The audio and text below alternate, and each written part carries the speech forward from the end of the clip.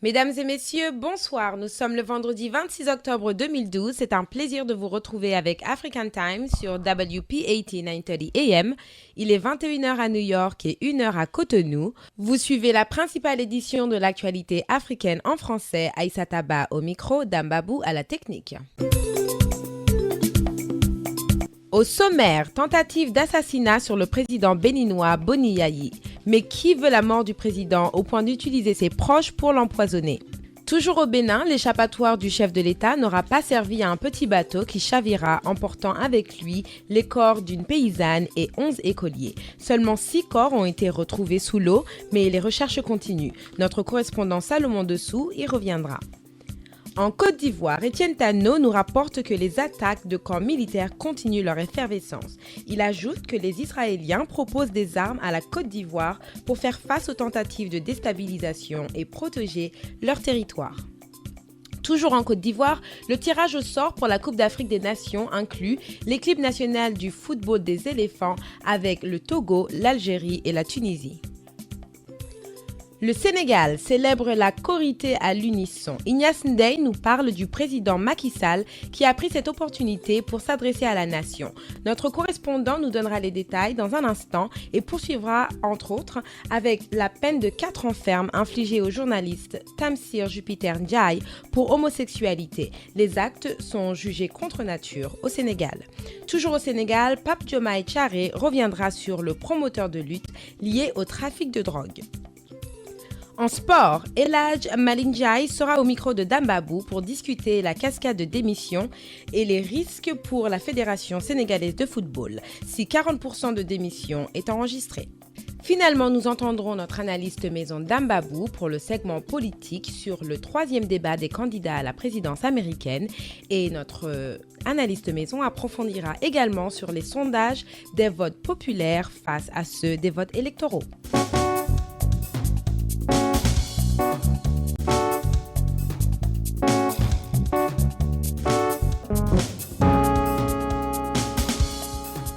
Bonsoir et bienvenue sur African Time. Merci de votre fidélité. Vous écoutez votre émission sur internet à yolele.com, à la radio sur WP80 930 AM et au téléphone composez le 979 228 42 28. La tentative d'assassinat sur le président Boni Yayi a raté. C'est un ancien, fervent supporter à l'accession à la présidence de Boni Yayi qui a proposé 1 milliard de francs CFA à la nièce et gouvernante du président, ainsi qu'à son médecin pour remplacer ses médicaments avec des produits toxiques. 50 chefs d'État à travers le monde lui sont venus en soutien. Les explications de Salomon Dessous. Pour une affaire de tentative d'assassinat du chef de l'État béninois, 3 proches de Boni Yayi sont déposés à la prison civile de Cotonou. Le sujet qui bouleverse le peuple béninois fait grand bruit en Afrique et dans le monde entier. En effet, le début du délit qui pèse sur les mises en cause remonte au dernier voyage du chef de l'État à Bruxelles le 5 octobre 2012. Pendant ce voyage, l'opérateur économique Patrice Talon, actuellement en disgrâce avec Boni Yayi, aurait pris contact avec mademoiselle Kora Zoubera, la nièce et gouvernante du président, et le colonel Mama Ibrahim Sissé, son médecin personnel, à qui il a demandé d'attenter à la vie du chef de l'État. Le mode opératoire consiste à lui administrer des produits toxiques que l'instigateur du projet s'est engagé à mettre à la disposition de ses complices. L'homme d'affaires richissime béninois Patrice Talon, l'un des pionniers de l'arrivée au pouvoir de Boni Yayi, et qui est actuellement l'ennemi numéro 1 du président béninois, aurait promis 1 milliard de francs CFA à chacun d'eux s'il réussissait l'opération. L'ancien ministre de Boni Yayi, Mougaïdou Soumanou, est entré en scène quand il s'est agi de récupérer les médicaments toxiques qui correspondaient à ceux qu'utilisait habituellement le chef de l'État pour les transmettre à son médecin personnel. Les produits récupérés ont été présentés à la presse par le commissaire central de Cotonou et le procureur de la République lors d'une conférence de presse. En ce moment, plusieurs autres proches du président sont en train d'être écoutés par la justice. Pendant que l'opposition politique qualifie l'affaire d'un complot, Boni Yayi reçoit le soutien d'une cinquantaine de chefs d'État et de gouvernement à travers le monde entier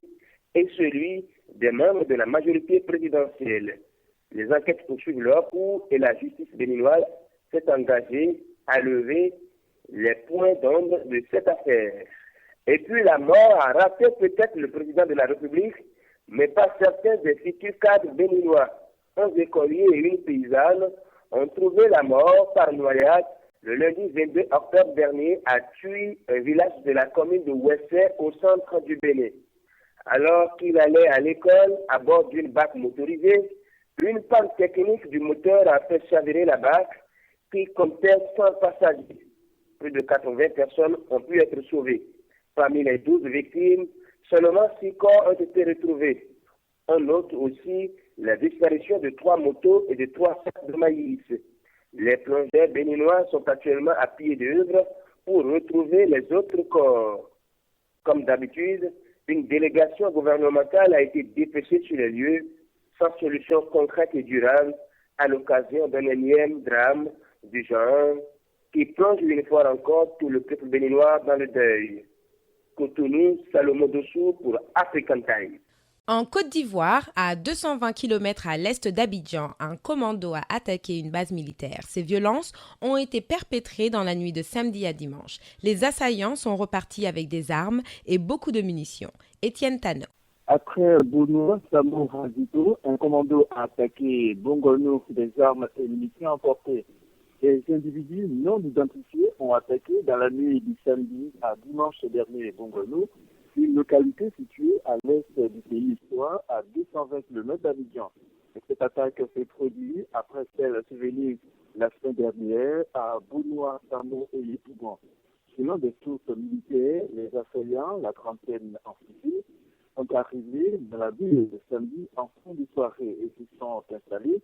dans des restaurants avant de lancer leur attaque le lendemain à la brigade à 3 h du matin. En maîtrisant les gendarmes en poste, les assaillants ont emporté des armes et de nombreuses munitions. Menace de déstabilisation des affaires israéliens aux côtés des forces républicaines du Côte d'Ivoire, FRC. Une délégation d'hommes d'affaires et d'experts militaires israéliens porte les 5 membres à échanger au camp Galémé au plateau. Le lundi 22 et mardi 23 octobre 2012 avec les chefs d'état-major et général de corps d'armée Smaïla Bakariko, assisté de plusieurs officiers commandants de différentes unités de FRC. La délégation israélienne et les hautes autorités militaires se sont accordées sur la nécessité de protéger le territoire national grâce à une surveillance rigoureuse des frontières. Pour ce faire, les partenaires israéliens ont proposé à l'armée ivoirienne une gamme de matériel high-tech.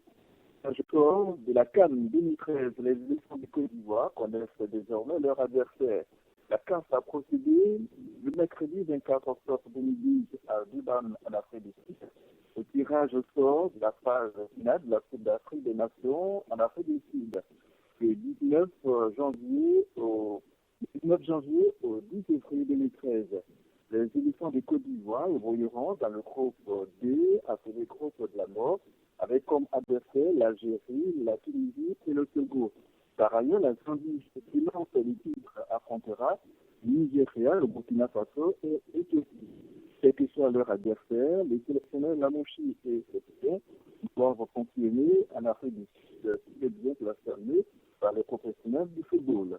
Et Quintano, Abidjan pour African Time. Toujours en Côte d'Ivoire, la Cour pénale internationale, CPI, a rejeté vendredi en appel la demande de mise en liberté provisoire de l'ancien président ivoirien Laurent Gbagbo, soupçonné de crimes contre l'humanité au cours des violences post-électorales de 2010-2011.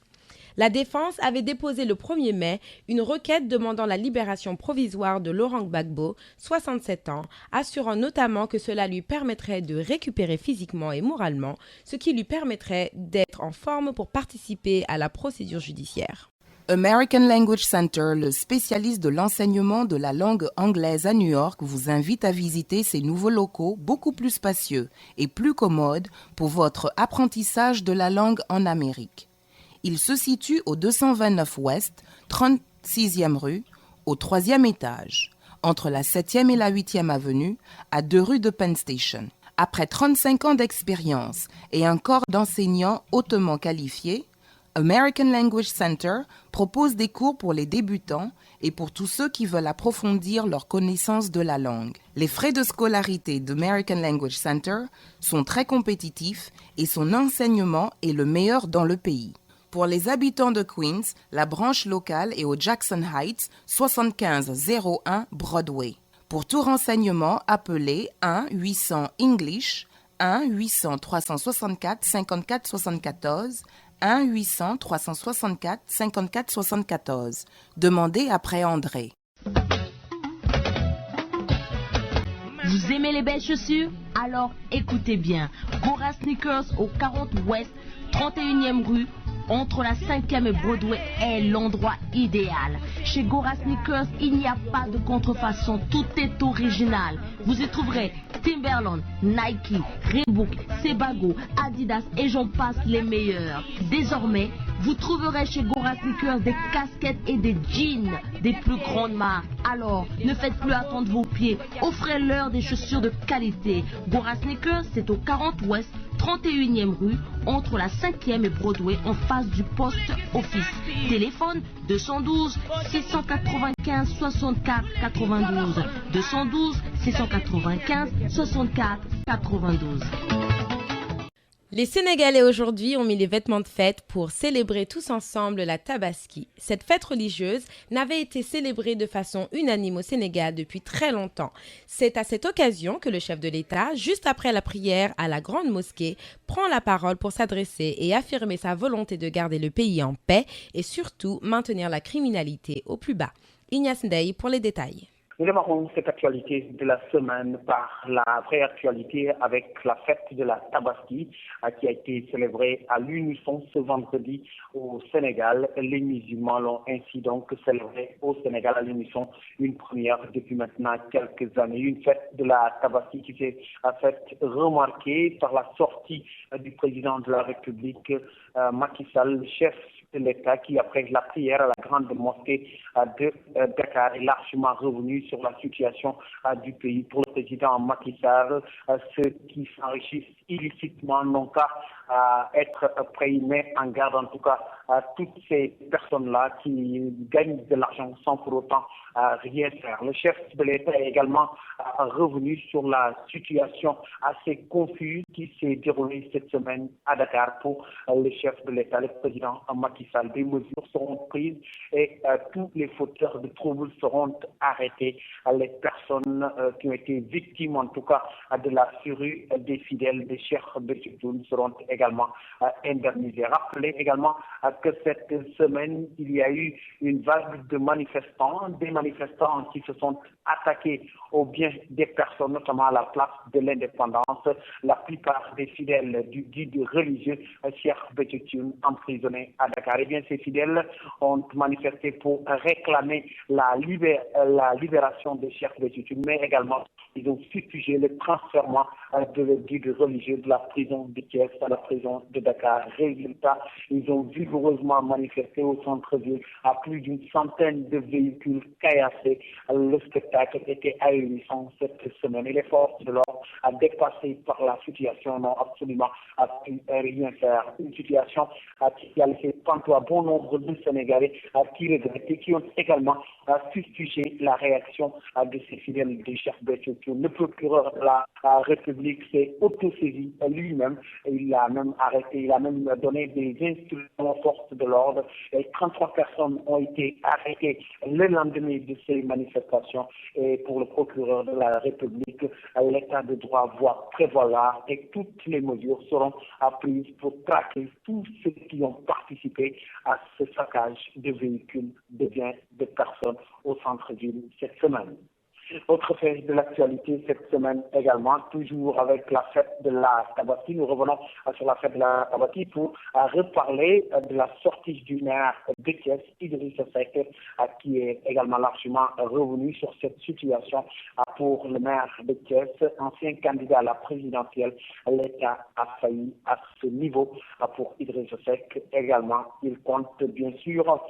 prendre toutes ses gardes par rapport à cette situation. Les journalistes sont-ils encore victimes de traque? En tout cas, cette semaine, le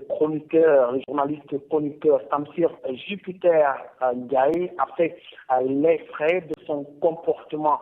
jugé malsain par la justice. Il a été condamné à 4 ans de prison ferme avec son amant qui a écopé lui de 3 ans. Rappelez que Tamsir Jupiter Ndiaye a été arrêté pour des faits contre nature et les actes homosexuels. A terminé cette actualité de la semaine par cette cascade d'accidents de la route. La route a encore fait des victimes cette semaine et la plupart sont ceux qui allaient préparer la fête de la Tabaski dans la région de Fatick.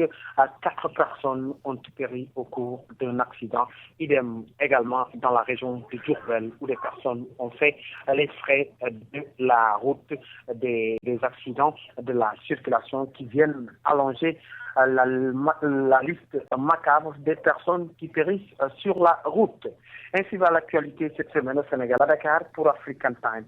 Et on continue toujours avec le Sénégal. Les promoteurs de lutte défraient la chronique. On apprend que Luc Nicolaï a été arrêté pour trafic de drogue. Pape Diomaye Thiaré. L'autre affaire aussi qui défrait la chronique, c'est l'affaire Luc Nicolaï, le promoteur de la reine sénégalaise qui est originaire de la capitale de la petite Côte d'Ivoire, qui, comme vous le savez, est depuis 48 heures entre les mains des agents de l'administration pénitentiaire, puisqu'il a été mis sous mandat de dépôt dans une affaire de drogue, mais aussi de blanchiment d'argent, suite à l'arrestation du propriétaire de l'hôtel Lamantin Beach au niveau de Samy Portugal, Luc Nicolaï, qui a été interpellé par le Pandore au niveau de la frontière avec la Gambie. Et d'après certaines informations, il était en partance pour le pays que dirige le président Yahya Abdel James Boukoudané. Et cette affaire fait aussi la chronique, ce qui fait que pour beaucoup de séries de la lutte sénégalaise, cette incarcération de Luc Nicolaï risque d'avoir des conséquences négatives pour la reine sénégalaise, quand on sait qu'il a organisé de grands combats de lutte, notamment l'année dernière, l'affiche du siècle entre Yahya Diop Yekini et Bamba Dieng, le lion de Zédéaï. Il faut aussi signaler que l'actualité a été dominée par les préparatifs de l'Aïd el-Kébir pour la Tabaski, qui a été célébrée cette année dans l'Unisson au Sénégal. Ce qui fait que dans tous les proches du Liban, les responsables religieux sont revenus sur le sens de cette fête. Et on demande aux Sénégalais de travailler la main dans la main, mais aussi, en tout cas, de tout faire pour que le Sénégal soit un pays exemplaire. Tout le monde sait que ce que nous mangeons détermine la qualité de notre vie. Si vous voulez manger sain et avec un bon goût dans un cadre agréable, allez au Jacob Restaurant Soul Food et Salad Bar. Jacob Restaurant est le leader dans le domaine du soul food à New York. Les plats de ce restaurant style buffet sont variés: poisson grillé, méchoui de côtelettes, queue de bœuf, poulet braisé, salade de crevettes, salade de langouste, macaroni and cheese, fried chicken, cabbage, côtelettes de bœuf, collard green, etc. Jacob Restaurant, ce sont 2 restaurants très agréables et très accueillants. L'un se trouve au 373 Lennox Avenue à l'angle de la 129e rue à Harlem. Téléphone 212 866 Food, 212 866 36 63, tandis que l'autre est situé 2695 8e Avenue à l'angle de la 145e rue, toujours à Harlem. Téléphone 212 283 Food, 283 36 63. Avec Jacob Restaurant, mangez sain et mangez à votre goût à des prix imbattables. Chauffeur de taxi ou simple propriétaire de voiture, ce message est pour vous. Mohamed et toute l'équipe de mécaniciens que vous connaissez au garage de la 111e rue et la 3e avenue à Harlem vous donnent rendez-vous au garage City White Car Repair qui se trouve au 250 East 137e rue, entre Third Avenue et Ryder. Pour tous vos travaux de mécanique automobile, une seule adresse: Citywide Car Repair. Alignement, transmission, électricité et tout le reste, visitez Citywide Car Repair au 250 East 137e rue, entre 3e et Ryder dans le Bronx. Téléphone 718 401 29 59. Les principales cartes de crédit et de débit y sont acceptées. Quelques nouvelles de la Guinée. Ce pays passera en début novembre devant le conseil d'administration de la Banque africaine de développement, la BAD. En tout cas, c'est ce qui ressort d'une communication faite hier au Club de Paris à Bercy par Benoît Chevalier, directeur de la mobilisation des ressources et allocation unité à la BAD. À cette occasion, la Banque africaine de développement formalisera sa part d'allègement de la dette multilatérale. Cette action vise à accompagner la transformation post-PTT, pays pauvre très endetté de la Guinée, car elle s'inscrira dans le cadre du document de stratégie pays pour la période 2012-2016 approuvé par le conseil d'administration en mars 2012 et de la stratégie de long terme de la Banque africaine de développement 2013-2022 en cours de préparation. Les avantages comparatifs de la BAD seront privilégiés dans l'esprit de la mise en œuvre de la Déclaration de Paris, tenant compte des conclusions des discussions que les Guinéens ont eues avec une institution à Besan en Corée en fin 2011. Concernant l'assistance de la BAD au point d'achèvement de l'initiative PPTE à la Guinée sur un allègement de la dette à consentir par l'ensemble des créanciers estimés à 639,2 millions de dollars des États-Unis en faveur actuelle à fin décembre 1999, Benoît Chevalier précise que le groupe de la Banque africaine de développement s'est engagé à octroyer une réduction de cette dette évaluée à 94,4 millions de dollars des États-Unis en 1999, soit un peu plus de 175 millions de dollars en termes nominaux. Une partie de l'assistance d'environ 37 millions de dollars des États-Unis a déjà été consentie à la Guinée durant sa longue période intérimaire de 2011 à 2012. Le financement de l'assistance pays pauvres très endettés, qui nécessitera une enveloppe de l'ordre de 115 millions de dollars des États-Unis, est assuré à travers le fonds fiduciaire. Par ailleurs, Benoît Chevalier confiera en substance que la Guinée bénéficiera également d'une annulation de l'intégralité de ses créances à l'égard du FAD au titre de l'initiative d'allègement de la dette multilatérale qui s'élève à 274,7 millions de dollars des États-Unis. Cette assistance devra permettre à la Guinée d'économiser des ressources budgétaires d'environ 304 millions de dollars des États-Unis en valeur nominale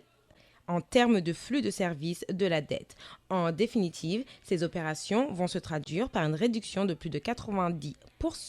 des obligations de service de la Guinée du titre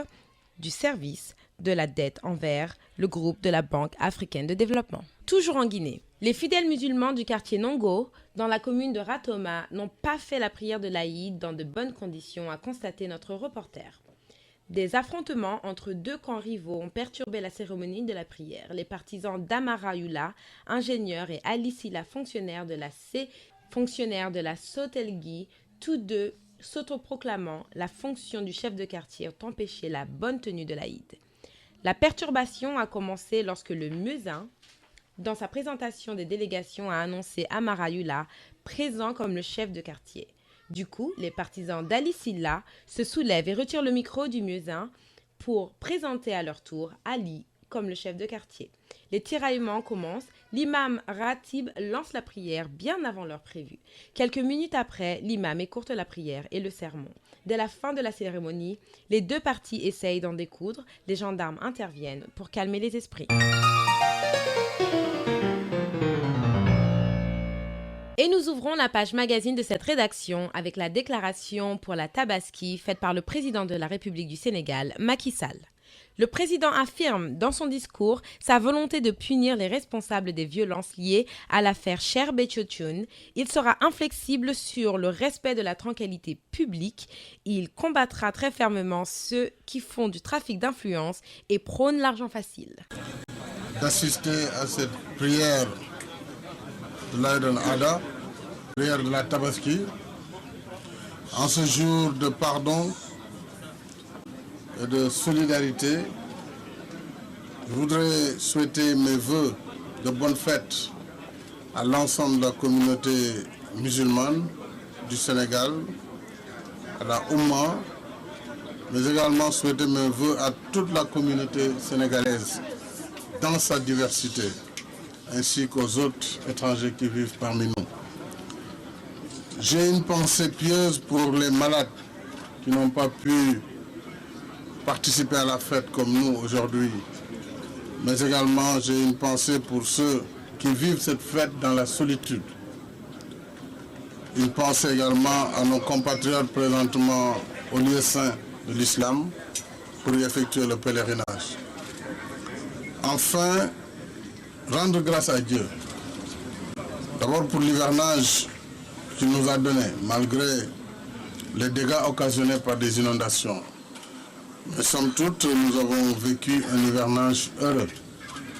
en tout cas qui a permis au monde rural de retrouver les saisons hivernales et d'avoir des productions intéressantes. Dans ce cadre d'ailleurs, hier j'ai donné des instructions au gouvernement. J'ai demandé au Premier ministre à veiller à ce que la prochaine campagne de commercialisation puisse se faire dans les meilleures conditions et que les paysans puissent disposer immédiatement de leurs ressources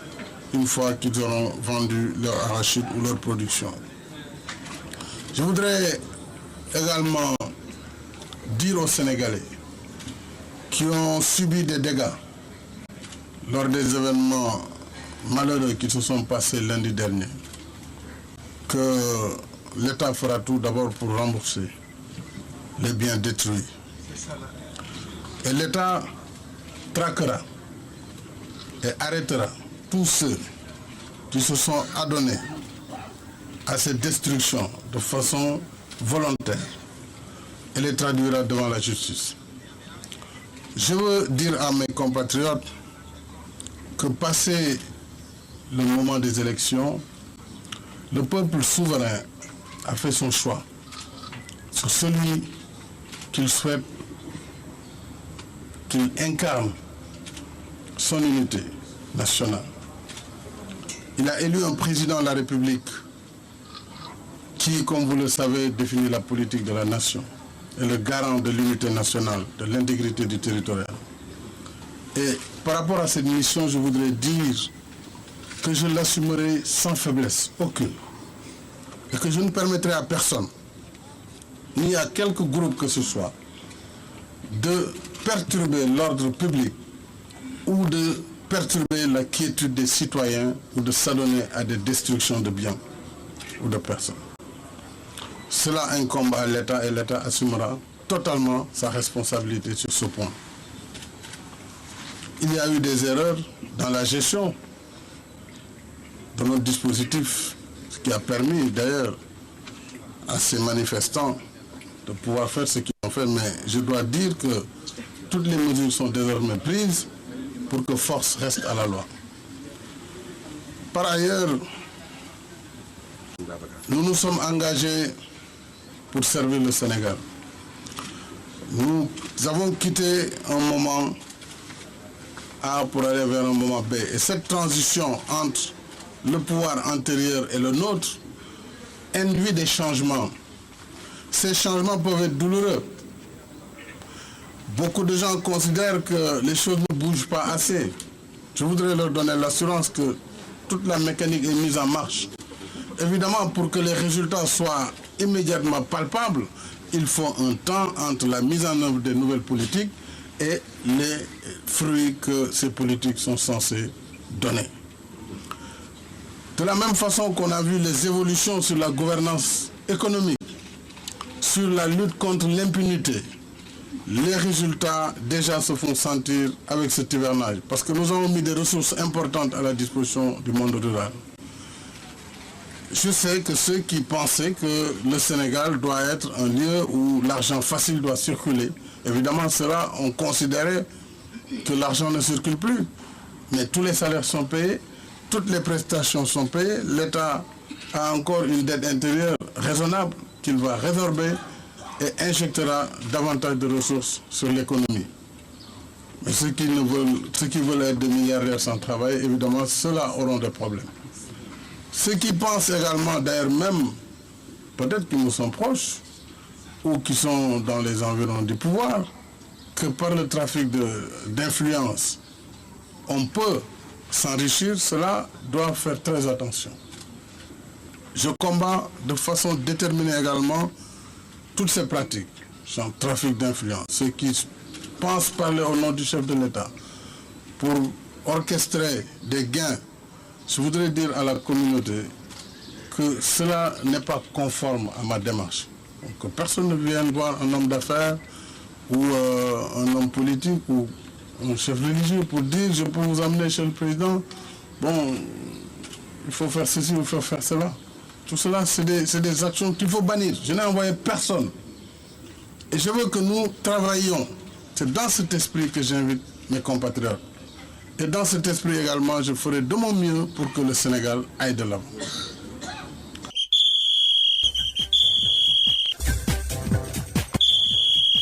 En sport, les démissions au sein de la Fédération sénégalaise de football continuent au point de rendre instable le statut de la fédération, ce qui pourrait suivre avec une dissolution de cette dernière. Joseph Koto, lui, est limogé par insuffisance de résultats. Je vous rappelle que la qualification des Lions de la Teranga à la CAN 2013 était la condition sine qua non au maintien de Joseph Koto à la tête de l'équipe de football sénégalaise. Et une délégation est en train de se former afin d'aller présenter des excuses au peuple ivoirien pour les incidents qui ont eu lieu le jour du match au retour opposant l'équipe nationale du Sénégal à l'équipe des éléphants de la Côte d'Ivoire. Eladj Malingdiaye au micro de Dambabou. Oui, d'abord, les cascades de démission. Après Cheikh Tidiane Seck, ancien gardien de l'équipe nationale, ancien dirigeant qui a rendu le tablier, c'est au tour de Moussa Diagne qui a démissionné. Mais avant eux, Louis Lamotte, le président de la Ligue de football et de la compétition sénégalaise, avait déjà démissionné.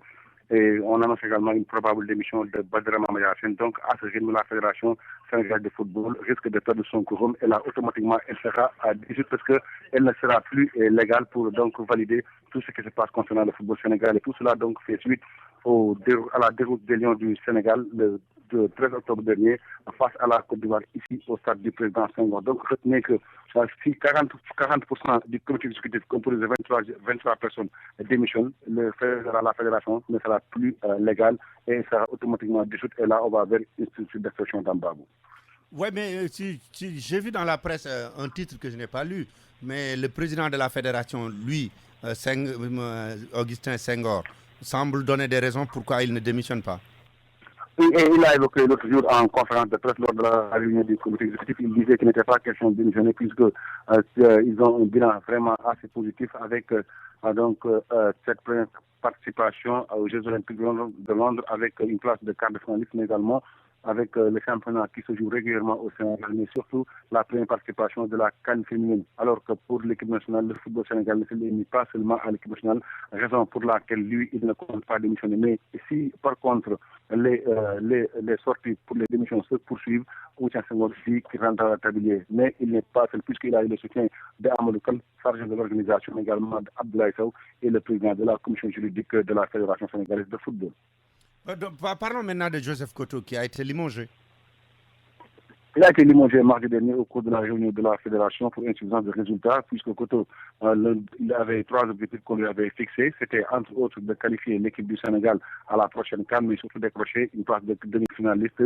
Tel n'est pas le cas, donc automatiquement il a été limogé pour insuffisance de résultats. Tout cela donc fait suite à la déroute des Lions du Sénégal le 13 octobre dernier ici au stade du président Senghor. Alors, Koto a été limogé, de même que Karim Sékou pour la date FIFA du 14 novembre prochain. L'équipe sera conduite par Maya Sinmar, le directeur technique national, et des noms sont de plus en plus agités actuellement dans l'environnement sportif sénégalais pour donc la session de Joseph Koto. Des noms sont agités. Il s'agit d'Alain Giresse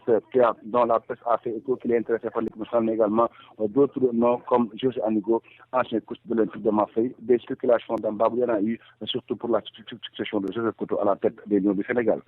Pendant ce temps, la Fédération sénégalaise de football envoie une délégation en Côte d'Ivoire pour présenter des excuses après celles présentées par le président de la République du Sénégal, Macky Sall. Oui, cette délégation se rendra donc faire la semaine prochaine à Abidjan pour présenter à la Fédération ivoirienne de football. Cette délégation devrait être composée normalement de ceux qui a démissionné, Gaudien qui a démissionné. Donc la délégation doit être recomposée puisque les 2 membres qui devaient se rendre à Abidjan de la Fédération ont démissionné. Il s'agit de Cheikh Seck et Abdoulaye Sow. Alors qui va accompagner Abdoulaye Sow donc, le voyage d'Abidjan, on ne le sait pas encore. En tout cas, l'idée a été retenue à l'issue de cette rencontre, mais également qu'une délégation ivoirienne a séjourné à Dakar pour rencontrer les fédéraux et pour discuter, essayer vraiment d'aplanir la tension qui existait entre le Sénégal et la Côte d'Ivoire suite aux incidents du 13 octobre dernier. Mais vous parliez tout à l'heure des raisons données par Augustin Senghor pour ne pas rendre le tablier, notamment les qualifications, surtout celles des femmes pour la CAN féminine. Oui, ça c'est Augustin Senghor qui l'a dit, cette CAN féminine qui va débuter ce week-end. Le Sénégal qui est dans la poule A avec la Guinée équatoriale. D'ailleurs, les Lions du Sénégal ont reçu le drapeau national des meilleurs du ministre des Sports, Elhadji Malick Gakou. Et Elhadji Malick Gakou a été très clair, il faut que les Lions du Sénégal fassent tout pour bien défendre les couleurs nationales. Pour une bonne participation du Sénégal. Alors, le coach Bassouare Diatta a déclaré que l'objectif est de faire une bonne participation et les joueurs iront en Guinée équatoriale seulement pour apprendre. Donc, vous l'avez dit tout à l'heure, ce bilan, cette première participation du Sénégal fait partie des bilans de la fédération qui, donc, le mandat arrive à terme en août 2013 d'Ambabou. Merci beaucoup, Elhadji Malick Ndiaye. C'est moi, d'Ambabou. Nous voilà maintenant sur le segment de la politique américaine avec notre analyste maison, Dame Babou. Dame, le 3e débat a eu lieu lundi dernier. Quelle est la situation de chaque candidat à l'heure actuelle? Bon, il faut dire que le débat du lundi dernier, qui était consacré à la politique étrangère, n'a pas changé les données fondamentales de cette campagne électorale. Dès le deuxième face-à-face entre Mitt Romney et Barack Obama, donc l'avancée considérable qu'avait connue Mitt Romney au niveau des sondages a été ralentie de manière significative parce que simplement Barack Obama, qui était en avance avant le premier débat, avait perdu beaucoup de terrain après ce premier débat où Mitt Romney s'est révélé beaucoup plus offensif, beaucoup plus combatif qu'on ne l'avait pensé, et Barack Obama était apparu de manière incompréhensible, en tout cas aux yeux de ses partisans, et il a laissé le terrain à Mitt Romney. Mais immédiatement après, le deuxième débat, donc l'avancée fulgurante de Mitt Romney, qui avait presque rattrapé sur tout le terrain l'avancée de Barack Obama, Mitt Romney donc a été ralenti par le deuxième débat, et le troisième débat, on peut dire, a arrêté net cette avancée-là, et on est revenu presque à la case départ, parce que Barack Obama aujourd'hui est en avance au niveau des sondages sur le plan local, dans les États qui sont les plus importants, dans les États qui vont décider réellement de l'issue de cette campagne. Et Mitt Romney, donc, n'est aujourd'hui en tête qu'en Floride et en Caroline du Nord. Et même en Floride, il y a des discussions, il y a même de la controverse sur qui est en tête et qui est derrière. Donc aujourd'hui, ce qu'on peut dire, c'est qu'on est revenu à une situation où, au niveau des sondages nationaux, Barack Obama est en tête pour certains et Mitt Romney est en tête pour d'autres. Mais au niveau des États qui décideront de l'issue de cette élection-là, qui sont au nombre de 9 pour certains, au nombre de 7 seulement, Barack Obama garde toujours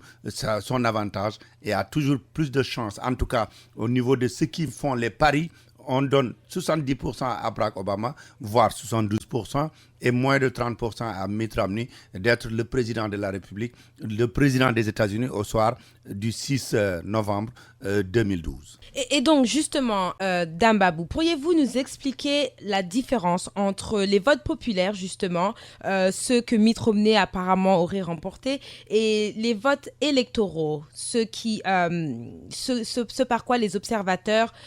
pensent que Barack Obama emporte les votes électoraux? Bon, vous savez, le système américain est un système anachronique. C'est un système très complexe et qui n'existe que dans ce pays-là aujourd'hui. Si on vote et au lendemain, on peut compter et on se rend compte que Mitt Romney gagne au niveau de votes globaux, au niveau national. Cela veut dire que Mitt Romney peut être en tête au niveau de ce vote national et perdre l'élection présidentielle, simplement parce que Le système de collège électoral que certains pourraient appeler aujourd'hui le vote censitaire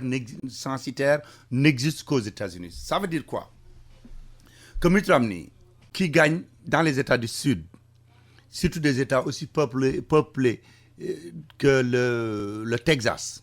il peut gagner avec 90%. Ça lui donne en termes global un nombre supérieur à celui gagné par Barack Obama. Si ce dernier gagne par exemple à Ohio avec une différence de 2000 voix seulement, il emporte toujours les délégués de l'État de Ohio au niveau du collège électoral. C'est à ce niveau-là que le problème est beaucoup plus complexe parce qu'aujourd'hui, c'est coude à coude au niveau de la Floride, c'est coude à coude au niveau de Ohio, presque coude à coude, bien que Barack Obama est en avance. Barack Obama est en avance légèrement au niveau de l'État de la Pennsylvanie. Il est coude à coude avec Mitt Romney au niveau de l'État de la Virginie. Tous ces États-là, Barack Obama peut les gagner. Cela veut dire donc qu'il arrive largement au niveau du collège électoral, où il faut simplement 270 délégués pour être élu président de la République. Même si Mitt Romney gagne 90% ou même 95% au niveau des États du Sud, là où il est en avance, il peut gagner moins d'États en termes de nombre de délégués au niveau du collège électoral. Le collège électoral est déterminé pour chaque État en fonction de son poids démographique. Donc, si vous gagnez à New York, vous gagnez en Californie, vous gagnez en Floride, vous gagnez dans l'État de Ohio, ce sont des grands États en termes de nombre de représentants au niveau de ce collège électoral-là. Vous pouvez être en tête et être élu président des États-Unis sans être en tête au niveau du vote global sur le plan national. Très bien, Dambabou, merci. C'est la fin de cette édition. Merci de l'avoir suivi. Dambabou va prendre le micro dans quelques instants pour le journal en Wolof. Merci et à très bientôt. C'était African Time sur WPAT 930 AM.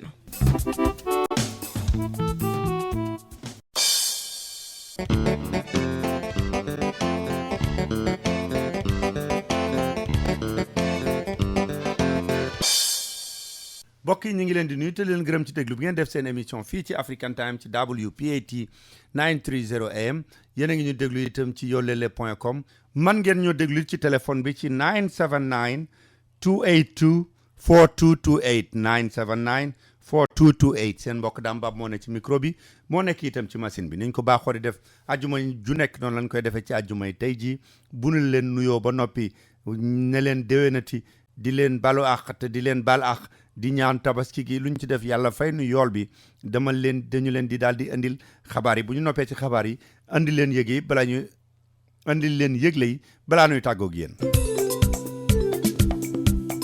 kon Sénégal lu ñu gëj a def nañ ko fa muy tabaskiyandoo ñëpp bokk bis bu ñu tabaski loolu def nañ ko ñu bari di ko rafetlu waaye itam ci tabaski gi liñ ci mën a jàpp mooy kii di président wu réew ma di Macky Sall jaare na ci ngir wax ñi nga xam ne ñoom ñoo doon yëngal réew ma ci àdduna ji ci altine ji weesu muy cantakun yi nee na képp koo xam ne sa loxo laal na ci booye boo nga xam ne daañu la jàpp daañu la yóbbu ci yoon bu ñu la jëlee police foo manti fekk nekk dana la fa fekk jàpp la yóbbu la ci yoon mu diggaaleeg yow li war ci yow président Macky Sall ni mu waxee loolu itam imaam ya itam ñu bari ci ñoom ku nekk dellu si na ci ni nga xam ne réew ma noonu lay doxee tey ji nga wax ci sa xalaat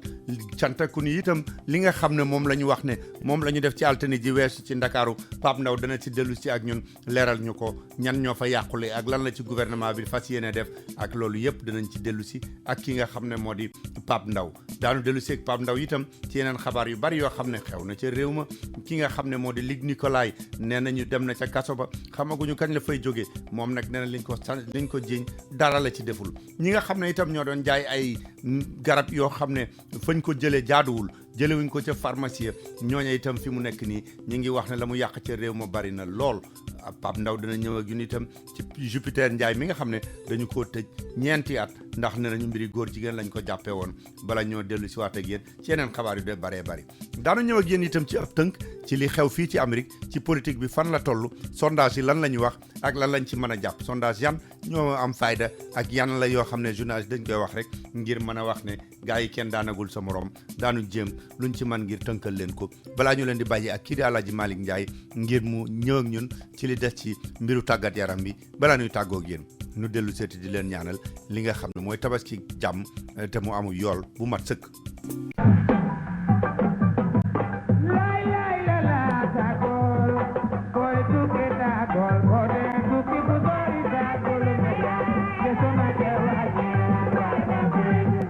waaw kon bu ñu dellu seen nuyuwaat leen Pape Ndaw kon li ñu daal di def rek mooy dem ak yow ci xabaar yi xam naa ne xabaar yi moom li ci gën a am solo lu ñu fas yéene waxtaane tey jii mooy li nga xam ne mooy tabaski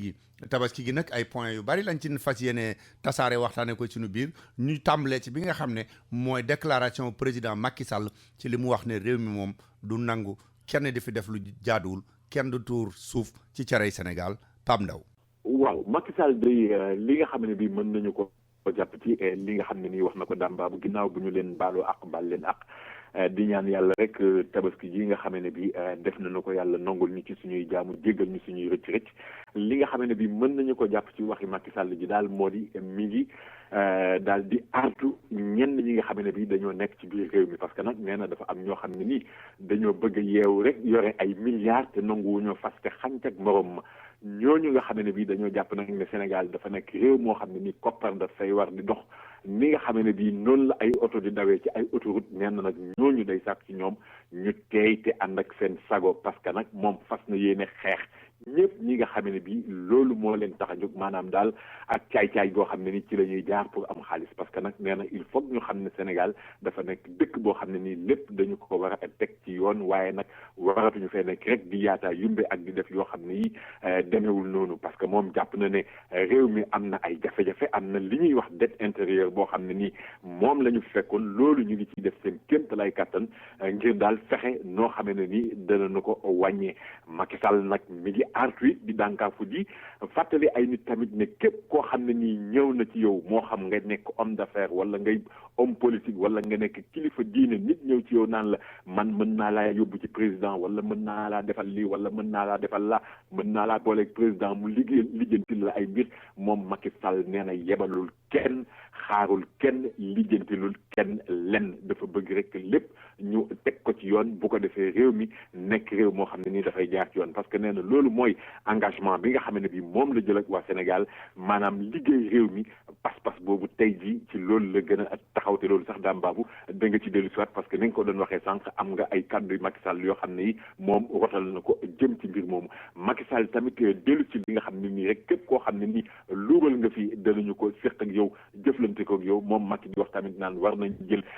lépp luy matuwaay pour daal li nga xam ne bii mooy wàllu koom ak tamit xeex li nga xam ne bii mooy maatay ak genn yaataa yu mbir gi fi nekk loolu war nañu ko dakal Macky dellu si na it ci fitna bi nga xam ne bii nemmeeku nañ ko fii ci fan yi ñu génn te loolu kenn mënu ko fee ñàkk wax te dinañ ci dellu si at ci kanam sax muy maanaam cantaaku ñi nga xam ne bii daal duggoon nañ fi ci biir dëkk bi am fi ay fitna yi ñu fi indi am fi lu ñu yàq parce que ñu ngi dem ba di ko xayma ci lu toll ci téeméeri oto ak ñaar fukk ak juróom-ñaar yoo xam ne yi yàq nañ ko fi ci benn manifester boo xam ne ni doon nañu ko fi def ba am na sax fanweeri nit ak ñett yoo xam ne yi teg nañ leen ci loxo yóbbu leen kaso fi mu ne loolu mooy li nga xam ne bi daal mën nañu ko jàpp ci li nga xam ne ni Macky Sall wax na ko daam baabu amul fikk nag ne fi mu nekk nii nee na moom dana def kéemtalaay kattan daal pour jàmm dellu siwaat ci réew mi te lépp jaar yoon te it mi ngi ci yokk naan nguur gi dana jël bépp motuwaay pour képp koo xam ne ni sa alal yàq nañu ko ci ñu daal di lay fay li nga xam ne bi moom la ñu la yàqal daam baabu danañ ci dellu siwaat ak Macky Sall ci kàddoom ñu teewul. waaw di nga ko waxee rek danañ dellu si ak Macky ndax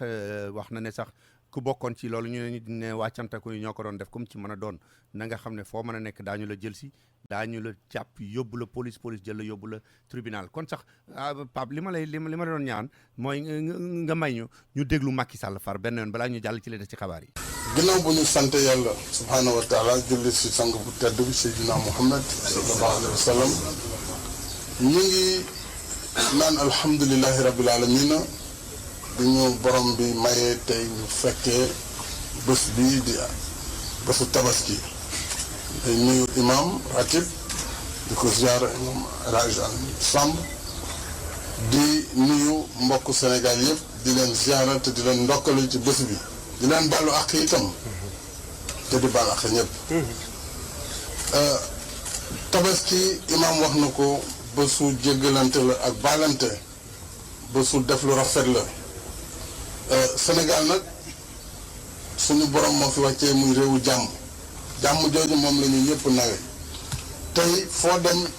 turu Sénégal jógaat na ndax jàpp nañ ne askanu Sénégal askan bu xam lu mu bëgg la askan bu bëgg jàmm la waaye askan bu am ful la kon nag jàmm jooju nga xam ne mooy xam ne réew mi nag dafa am ku ko yor te kooku yor ko dana ma jaral nag ne du ma bàyyi kenn du ma seetaan kenn mu ne dana xajamal cere réew mi ci indi ay jikko wala ay mbirum sàmbaboy wala jaane da ngay nekk ci kaw yoon au-dessus de la loi dama ne loolu dinaa si taxaw ndax man may premier soldat république bi pour jaarale ku nekk si yoon parce que loolu mooy wareefu ku ne charte réew mi dafa leer naññ nguur gi exécutif moo ko yor tribunal ñoo yor wàllu atte ñoom ñoo xam ku def ku deful tribunal moo yor loolu assemblée nationale moom mooy wote loi yi kon ku si ne dafa am luñ la daggal muy sa wareef kon nag tribunal bu nekkee ci mbir nañ ko bàyyi mu dogal si jàmm ak salaam mënuñ ko forcer man mi président du ma ko jéem magistrat yi maa ngi leen di rendre hommage ndax xam naa conditions yi jafe la ñuy liggéey te li ñu fu ñu waroon nekk yëpp mënuñ ko ndax kattanu réew mi moo ko attanul waaye xam nañu effort yi ñuy def ak risques yi nga xamante ni danañu jàkkaarloo ak risques yooyu kon nag ñun war nañu défendre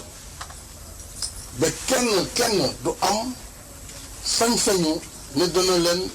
toroxal wala dana leen bunduxatal wala dana leen tiital si lenn lu muy mënti doon réew mi nag dinaa xamal ku ne xam na ne nitu jàmm la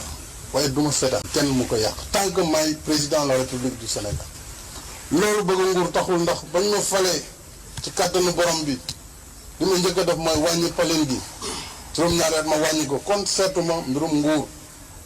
li may seet mooy li ñu bëgg Sénégal doxee ko tey te loolu fii ak ñuy demaat nag ba réew mi jëlaat kàddu gi xoolaat ko doy dinañu jaarale ñëpp ci li nga xam ne mooy politique bi ñu définir te teg ko ci yoon itam parce que du ñu def lu dul yoon kon na ku ne xam ne yàq yi fi am joxe naa instruction yu wér képp ku ñu gis wala filmé la nga yàq alalu jàmbur si def lu la neex dinañu la jëli yóbbu la tribunal atte la ñi nga xam ne seen alal yàqu na état bi foog mu fay ko te it ñi ko yàq dinañu ko fay ndax loolu la yoon wax parce que fii kenn mënu fi nekk au-dessus de la loi loolu dama bëgg bu leeree nag ñu ànd nag ci jàmm ak salaam ñun ñëpp liggéey ngir suñu réew jëm kanam ñu ngi sant suñu borom ci nawet bi ñu may nawet bi indi na ay yàqu-yàqu waaye li ëpp solo mooy indi na gàncax indi na koom-koom bu wér pour Sénégal te itam yàqu-yàqu yi bi mu amee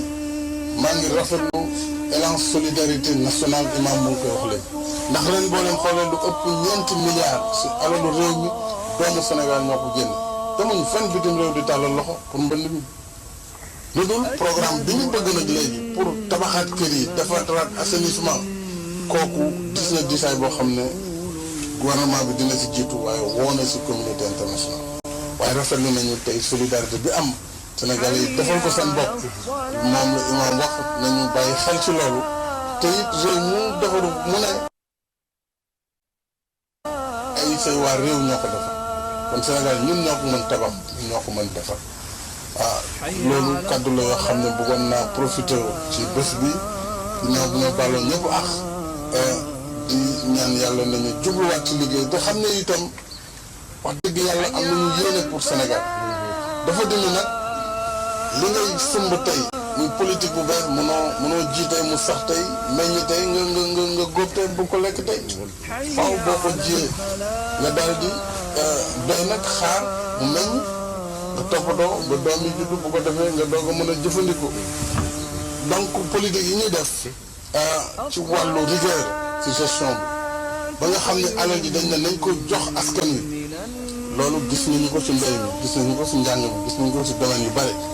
loolu laa ne nañ ñu wóolu te jàppale ñu te may ñu ñu liggéeyee te réew mi yëpp ku ne liggéey ba nga yor nga góorgóorlu si état bi tam jàppale la si su ko defee Sénégal nekk démocratie boo xam ne réew yëpp danañ ko danañ ko ñeewe te it ginnaaw bëriwuñu alal waaye yàlla may nañu xam-xam yàlla may nañu jikko yu rafet may nañu dëkkinu jàmm gis ngeen déjà Sénégal diine yi ni ñu dëkkee diine jullit diine catholique diine protestant amuñu xàjj ak seen ci biir diine yi gis ngeen tarixa yi ni ñu dëkkee donc loolu mooy Sénégal loolu kenn war ko yàq dañ ko war a dëgëral bés bu ne parce que looluy tax suñu réew jëm kanam kon kàddu yooyu laa bëggoon wax di ziyaare ñëpp di sant ñëpp. Monsieur le Président loolu tax ñooñu ñii di wax ni que xaalis bi doxatul si biir dëkk bi. xaalis bi doxatul xam nga ku koy wax xëy na da nga doon am xaalis te amatoo ko wala boog réew mi dañu ne woon salaire solde yi dañ ko fay yaakaar naa ne balaa tabaski gi gouvernement bi fay na solde yëpp joxe na avance tabaski milliards yu bare amul kenn ku fi nekk tey nguur gi di la yoral alal joo xam ne daan nañ la ko fay te fay ñu la kon xaalis boobu mu ngi fi xëy na nag ñi nga xam ne dañu am xaalis bu woyof wala bu yomb xaalisu luubal évidemment léegi moom balaa nga luubal di nga xool ndax xam nga ne boo jàddee yoon moom gars yi dinañ la jëli di nga seeti procureur te boo moytuwul di nga am maanaam da nga am jafe-jafe tuuti. loolu évidemment xaalis boobu nga xam ne si suuf si la daan jaar ak ñu dugal génnee évidemment xaalis yooyu moom amatul wala boog wàññeeku na lool mais loolu aussi du mooy lii yóbbu koom-koomu Sénégal parce que économie souterraine dafa wute ak économie réelle ñun économie réelle bi lañ bëgg a liggéey ngir Sénégal yëpp ñaq am ngëneel am sutura réew mi mën a jëm kaw waaye xaalisu drogue xaalis yu mel noonu blanchiment d'argent xaalis yoo xamante ne baaxul xaalisu trafic de drogue wala d'arme loolu évidemment ñun de dinañ si xeex ñu kem kàttan waaye nag dinañ def lu ne aussi ngir ndaw ñi am liggéey ngir jigéen ñi am liggéey ngir Sénégal koom-koom bi yokk jërëjëf.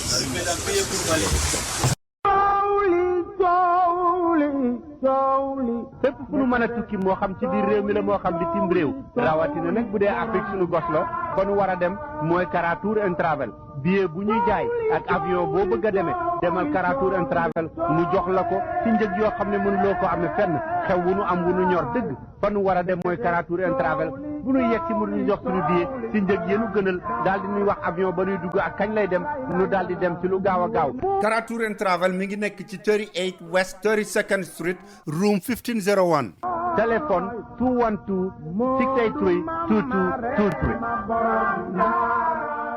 nañ dem ba tëri fës Broadway fekk fa Jibi Njaay kon soxna Linguère nga nañ dem ba tëri fës. capitaine Jibi Njaay bu Sahel International moo leen di wax ne dem leen fekk ko Sahel International mu taxaw leen na mu leen daan taxawoo ci 1224 Broadway corner 31st Street bu dee lu jëm ci Human Air Supreme Ultimate Plus Sensational Premium Now Premium 2 Galaxy Naomi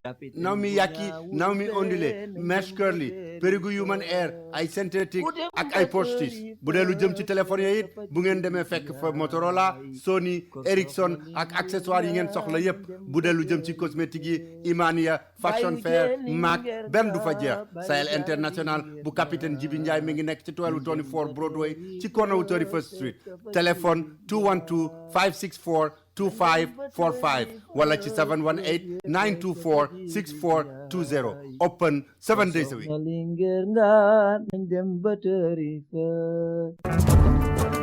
Bay fal ga daa jóg ca faaja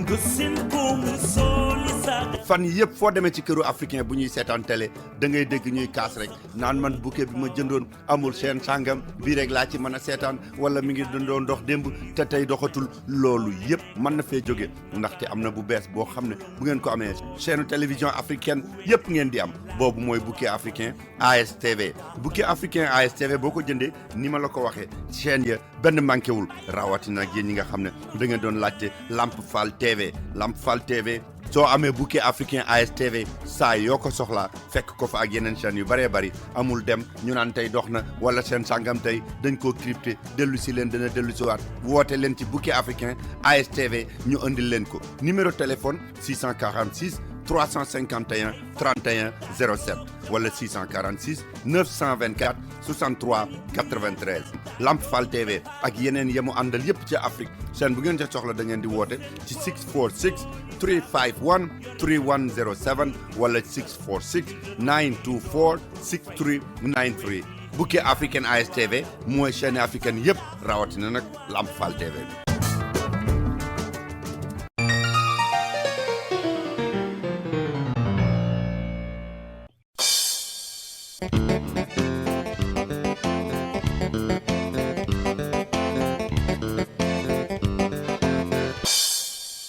kon bokk yi bu ñu jéggee heure bi ba dellu soit ñu di leen gërëmati ci déglu bi ngeen def seen émission fii ci African Time ci WPAT 930 AM yéen a ngi ñu déglu itam ci yolele.com ci téléphone bi itam mën ngeen ñoo déglu ci 979 282 4228 dañuy daal di fi ñu bàyyi woon ak Pape Ndaw rek foofu la ñuy daal di tàmbaleewaat ak moom. waaw Pape Ndaw bi ñu jógee ci président Macky Sall itam julli gi yemul rek ci Ndakaaru yemul rek itam ci grande mosquée am na ci yenn imam yu ci def ay déclaration yoo xam ne yu ñu ràññee la ba nga jëloon ci yenn yoo ñu bëggoon a baaxee. waaw xam nga fi mu nekk nii julli gi dañuy gis toujours ci Sénégal imam yi dañuy def ci seen xutba yi jël ci loo xam ne nii xewet la wala ay xew-xew la ci jamono ji daal di ci dellu si ci loolu la ñu jàpp sax ne nga xoolee ci jumaa ji nga xam ne bii moom la ñuy wax mosquée omarienne muy jumaa ji nga xam ne bii sorewul sax ak kaso Rebeuss ki nga xam ne bii moo di imam bi daal moom dellu si na ci li nga xam ne bii moo di fitna yi nga xam ne ni moom la ñu nemmeeku woon ci fan yële moom naam tuddul cantaako ni waaye nag ku ne xam na ne boo dégloo xutba bi di nga xam ne ni ñooñu moo tax ñuy wax parce que jàpp na ne rek fan yi ñu génn dafa am ay nit ñoo xam ne ni dañu dugg ci dëkk bi def ay manifester yàq si ay oto yu bari yàq ay alalu jàmbur te moom imam bi mi ngi ñaawlu loolu ndax nee na amul kenn koo xam ne ni am nga sañ-sañu yàq alali jàmbur loolu la Thierno Seydou Nourou Tall daal di xamale mu daal di nag sàkku ci ñi nga xam ne bii ñoo doon def loolu ñu sàmmonte ak li nga xam ne bii mooy yoon ndax amul kenn koo xam ne ni da ngaa war a nekk ci kaw yoon daal di koy tiim ba tax nag moom imam dellusiwaat ci li nga xam ne bii loolu lay wax ne rek yonent bi sallallahu alayhi wa sallam noonu la doon waxee ndax moom demoon na ba ci njàngaleem di wax naan même doomam ji nga xam ne bii moo di Fatima bu fekkee ne bii dafa def loo xam ne nii dafa jaaduwul wala mu jëloon alali jàmbur du am benn yoon xel ñaar ne dafa war a dagg li nga xam ne bii moo di loxo yi doomam jooju ndax loolu mooy li nga xam ne bii moom la diine santaane booy xool nangoo nañu tamit ci xalif général kullu murid muy Serigne Sidi Makhtar Mbacké muy sàkku ci ñi nga xam ne bii moo di jullit yi ñu gën a mën a rek yaatal seen dënn te dégg nga ma war a mën a def li nga xam ne bii moo di jéggale waaye tamit ñaawlu li nga xam ne bii nemmeeku nañ ko jamono yooyu la ñu génn ci film boobu nga xam ne bii dafa am ñu ko defoon di daal di ŋàññ li nga xam ne bii moo di deru l'islam muy wax nag ne nañu jàpp ne rek ki nga xam ne bii moo di yonent bi sallallahu alayhi wa sallam kenn mënul yàq deram kenn mënu koo ñaawal parce que déjà moom yàlla ci boppam daf ko tànn def ko ngën ji bindeef loolu suñu ko daal di jàppee noonu rek danañu gis ne kenn mënu ko yàq lenn kàddu yooyu nag ñu ngi ko nangoo ci ki nga xam ne bii moo di Serigne Fallou Mbacké ibnu Serigne Abdoul Khadir Mbacké ndax moom moo doon jottali li nga xam ne bii mooy kaddu yooyu nga xam ne mi ngi tukkee ci Serigne Sidi Makhtar Mbacké di xalif général kullu murid ca Masalikul Jinaan ki nga xam ne bii moo di Serigne Moustapha Mbacké moom sàkku na ci ñi nga xam ne bii ñoo di jullit yi ñu daal di gën a mën a jàppalante gën a mën a dimbalante maanaam daal li nga xam ne moom la ñu jàngee ci téere bi muy dimbalante bëggante soppante jàppante yi tamit loolu mooy li nga xam ne bii mooy doon cëru jullit ndax lu demee ni ki tabaski dañu koy def pour di jéggalu di ñaan ki nga xam ne bii moo di yàlla mu indi ay xéewal ci ñun fu demee ni ki diwaanu Ziguinchor foofu yi tamit imaam yi dellu si nañu waxaat ci li nga xam ne bii rek moo di jàmm ji nga xam ne nii moom moo war a am ci réew mi daam gudd gàtt li nga xam ne bii noonu la ñu koy defee saay bu nekk bu julli amee imaam yi yëkkatiwaat nañu kàddu ñii dellu si li nga xam ne bii moom moo diine ji ni nga xam ne bii noonu la ñu ko doxalee war a doxalee ñeneen ñi dellu si ci li nga xam ne bii nit ñi noonu la ñu war a def ak ni ñu war a sàmmonte daal seen digganteeg seen morom wala seen digganteeg seen borom. waaw Pape sax xam naa ne kon balaa ñu jàll ci li ci des imam bi nga xam ne mooy imaamu raati bu Ndakaaru ci ñu gën a xàmmee ci li mu wax nga ko léegi ci la bokk ñu déglu ko moom itam. loolu nga xamee ne maam Ibrahima ba mu ko defee Muhammad sallallahu alayhi wa sallam mii sunu yonant bi mu ñëwee def na ko te li mu fiy nekk da koy def ba mu fiy jógee ñi ko wuti di ko def ba dañ fi jógee suñuy maam yu baax yi fi newoon doon ko def niñ ko daan defee te lépp lu Muhammad sallallahu alayhi wa sallam defoon suñu maam yu baax yi fi newoon jéem nañ ko Alaaji Malik jéem na Sëriñ Tuubaa jéem na Maam Limaamu jéem na ñu baax ñépp jéem nañ ci loolu te mu wóor ñu ne buñ fi newoon ba tey jii ni ñu tabaxe ay jumaa ki zawiya ñoom ñooñu buñ fi newoon ba léegi dinañu fi tabax ay hôpitaux ci région yi ñu ne nag kon dafa jot lan mooy ay jullit ci Sénégal ni ñu toll jullit ci Sénégal yépp ni ñu toll su kenn ku defoon benn 1000 francs ñu ne 1000 francs yi yépp ñu ngi ko dajale yóbbu ko ci région nangam dañ fay tabax hôpital nangam ñu am mbokk lu ñu symboliser bokk suñu njullit dafa naa ne jàkk yi rek doyul tabax jàkk rek ñu di ci julli doyul yonante ci biir jàkk la daan defe lépp mais boo demee léegi foofa kenn du fa def loolu am nañu ay hôpitaux am nañu leneen loolu ñooñu am di ay jullit ñun ñii bu ñu boole suñuy doole man ko parce que état travail en chaîne la du nekk gouvernement bi rek mooy gouverner mais ñun ñu ci suuf ci gouvernement bi lañ bokk ñun ñëpp ñooy gouverner kon kenn ku nekk li nga tollool foog nga def ko soo ko war a nekk ne yow ci nga mais ku deful li la war bokkoo ndax ñun def nañu li ñu war kon jot na kilifa diine yi nga xamee ne ñoo fi wuutu woon seeni maam yooyu ak seeni baay yooyu ñu woote lu mel noonu ñu jéem a fexe jullit yi am lu ñu def ci réew mi man nañ ko ñaata million lañu suñu tegee lépp ci loxo état di wuti te wóorul ne su wuti jee dina am te bu indee li muy am du doy kenn ku nekk li nga yor nga bëgg ñu defar ko mu baax est-ce que dina mët kon ndimbal da cay fekk loxol borom kon tabaski li ko tax a jóg mooy ñii man jënd xar rendi ñii nga xamee ne ñooy seen mbokki jullit wër leen te amuñu ñu fexe ba ñu am ci ñi nga xamee ne dañu amoon diggante ñu fexe ba seen diggante yooyu ñu jeexal ko ñu soppante bëggante wóolunte suturaalante di sagalante jàppalante loolu mooy li nga xamee ne mooy li ñu war te su ngeen gisee ci maam Ibrahim ak doom ji mënoon wax baayam dafa dof rendi ma man nangu nga rendi ma pour lan foo ko teg ana yàlla mais waxul loolu te yàlla mooy ki man lu ne te mooy def lu ko neex xool leen tey waa Makka tey lañu julli tabaski lan moo ko waral du ñun dañu bàyyi liñ daan def fekki leen déedéet ñoom la ñu nekkoon jóguñu ci lundi mooy seen ñaar fukki fan ak juróom-ñeent bi ñu seentoo weer wi gisuñu ko ci la ñu matale talaata fanweeri fan talaata di suñu séntu bu jëkk ñun Sénégal gépp gis weer wi loolu la mais fekkiwuñu leen inna al umura tajri bil maqadir yàlla moo naan lii laa bëgg lu mu bëgg mu am waaye nag ñu nit am nañu lu nu war nañu soppante nañu bëggante nañu yéeneente jàmm ndax ci loolu ci la ñu mën a amee li ñu bëgg di wax nag ñi nga xamee ne ñoonu jiite ne leen fii ngeen teg seen tànk foofu la réew mi bëgguñu ñu am ñoo xam ne dañ leen ciy booleeg ñun ci boolewul ñëw yaay président wu ñëpp foo gis nit ku ñu yaakaar ne mën naa indi dara ci réew mi indil ñu ko amul xejj ak seen ñi passé dem nañu ni ñu mënee defee nañ ko sa façon bii ngay def nag ñun bëgg nañ ko amul xejj ak seen parti bu mu mënta doon foofa gis koo xamee ne kii mën na jëriñ réew mi jëli ko indi mu jëriñ ñu ñun loolu lañ soxla kon ñu ngi gërëm ñëpp ñu ngi sant ñëpp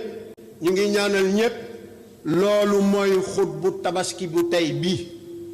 fu ñu ko waxee ñëpp yaakaar ne mënu la am ndax day neex lool Omar Diop bu Interpat Computer ñëwati na ak benn spécial boo xam ne bu ma leen ko waxee li fekk demu leen fa da ngeen di yaakaar ne mënu la am Dell Computer bu baax lool ànd ak écran am ñu di leen ko jaayee $139 rek waaye nag xam ngeen ne loolu kenn du ci am lu bari lool bu ngeen bëggee am ci computer Dell yooyu nga xam ne desktop la buy ànd ak écran am ànd ak keyboard am ànd ak mouse ba ca charger ba lépp ñu boole ko di la ko jaay $139 da ngay dem Interpat Computer mi ngi nekk ci 15 West 116th Street ci diggante 5th ak Lenox Avenue mooy ba nekkoon ca diggante 5th ak Madison tuxu na bu yàgg léegi mi ngi ci diggante 5th ak Lenox Avenue téléphone 212 423 97 50 Omar Diop nee na xamoon ngeen ne bu ubbite classe yi jotee soxla yi bari ngeen war a jëndal seen doom yi ay computer dana ci jóg def ci lu mu man moo tax mu di leen jaay Dell Computer buy dox na mu war a doxee ànd ak écran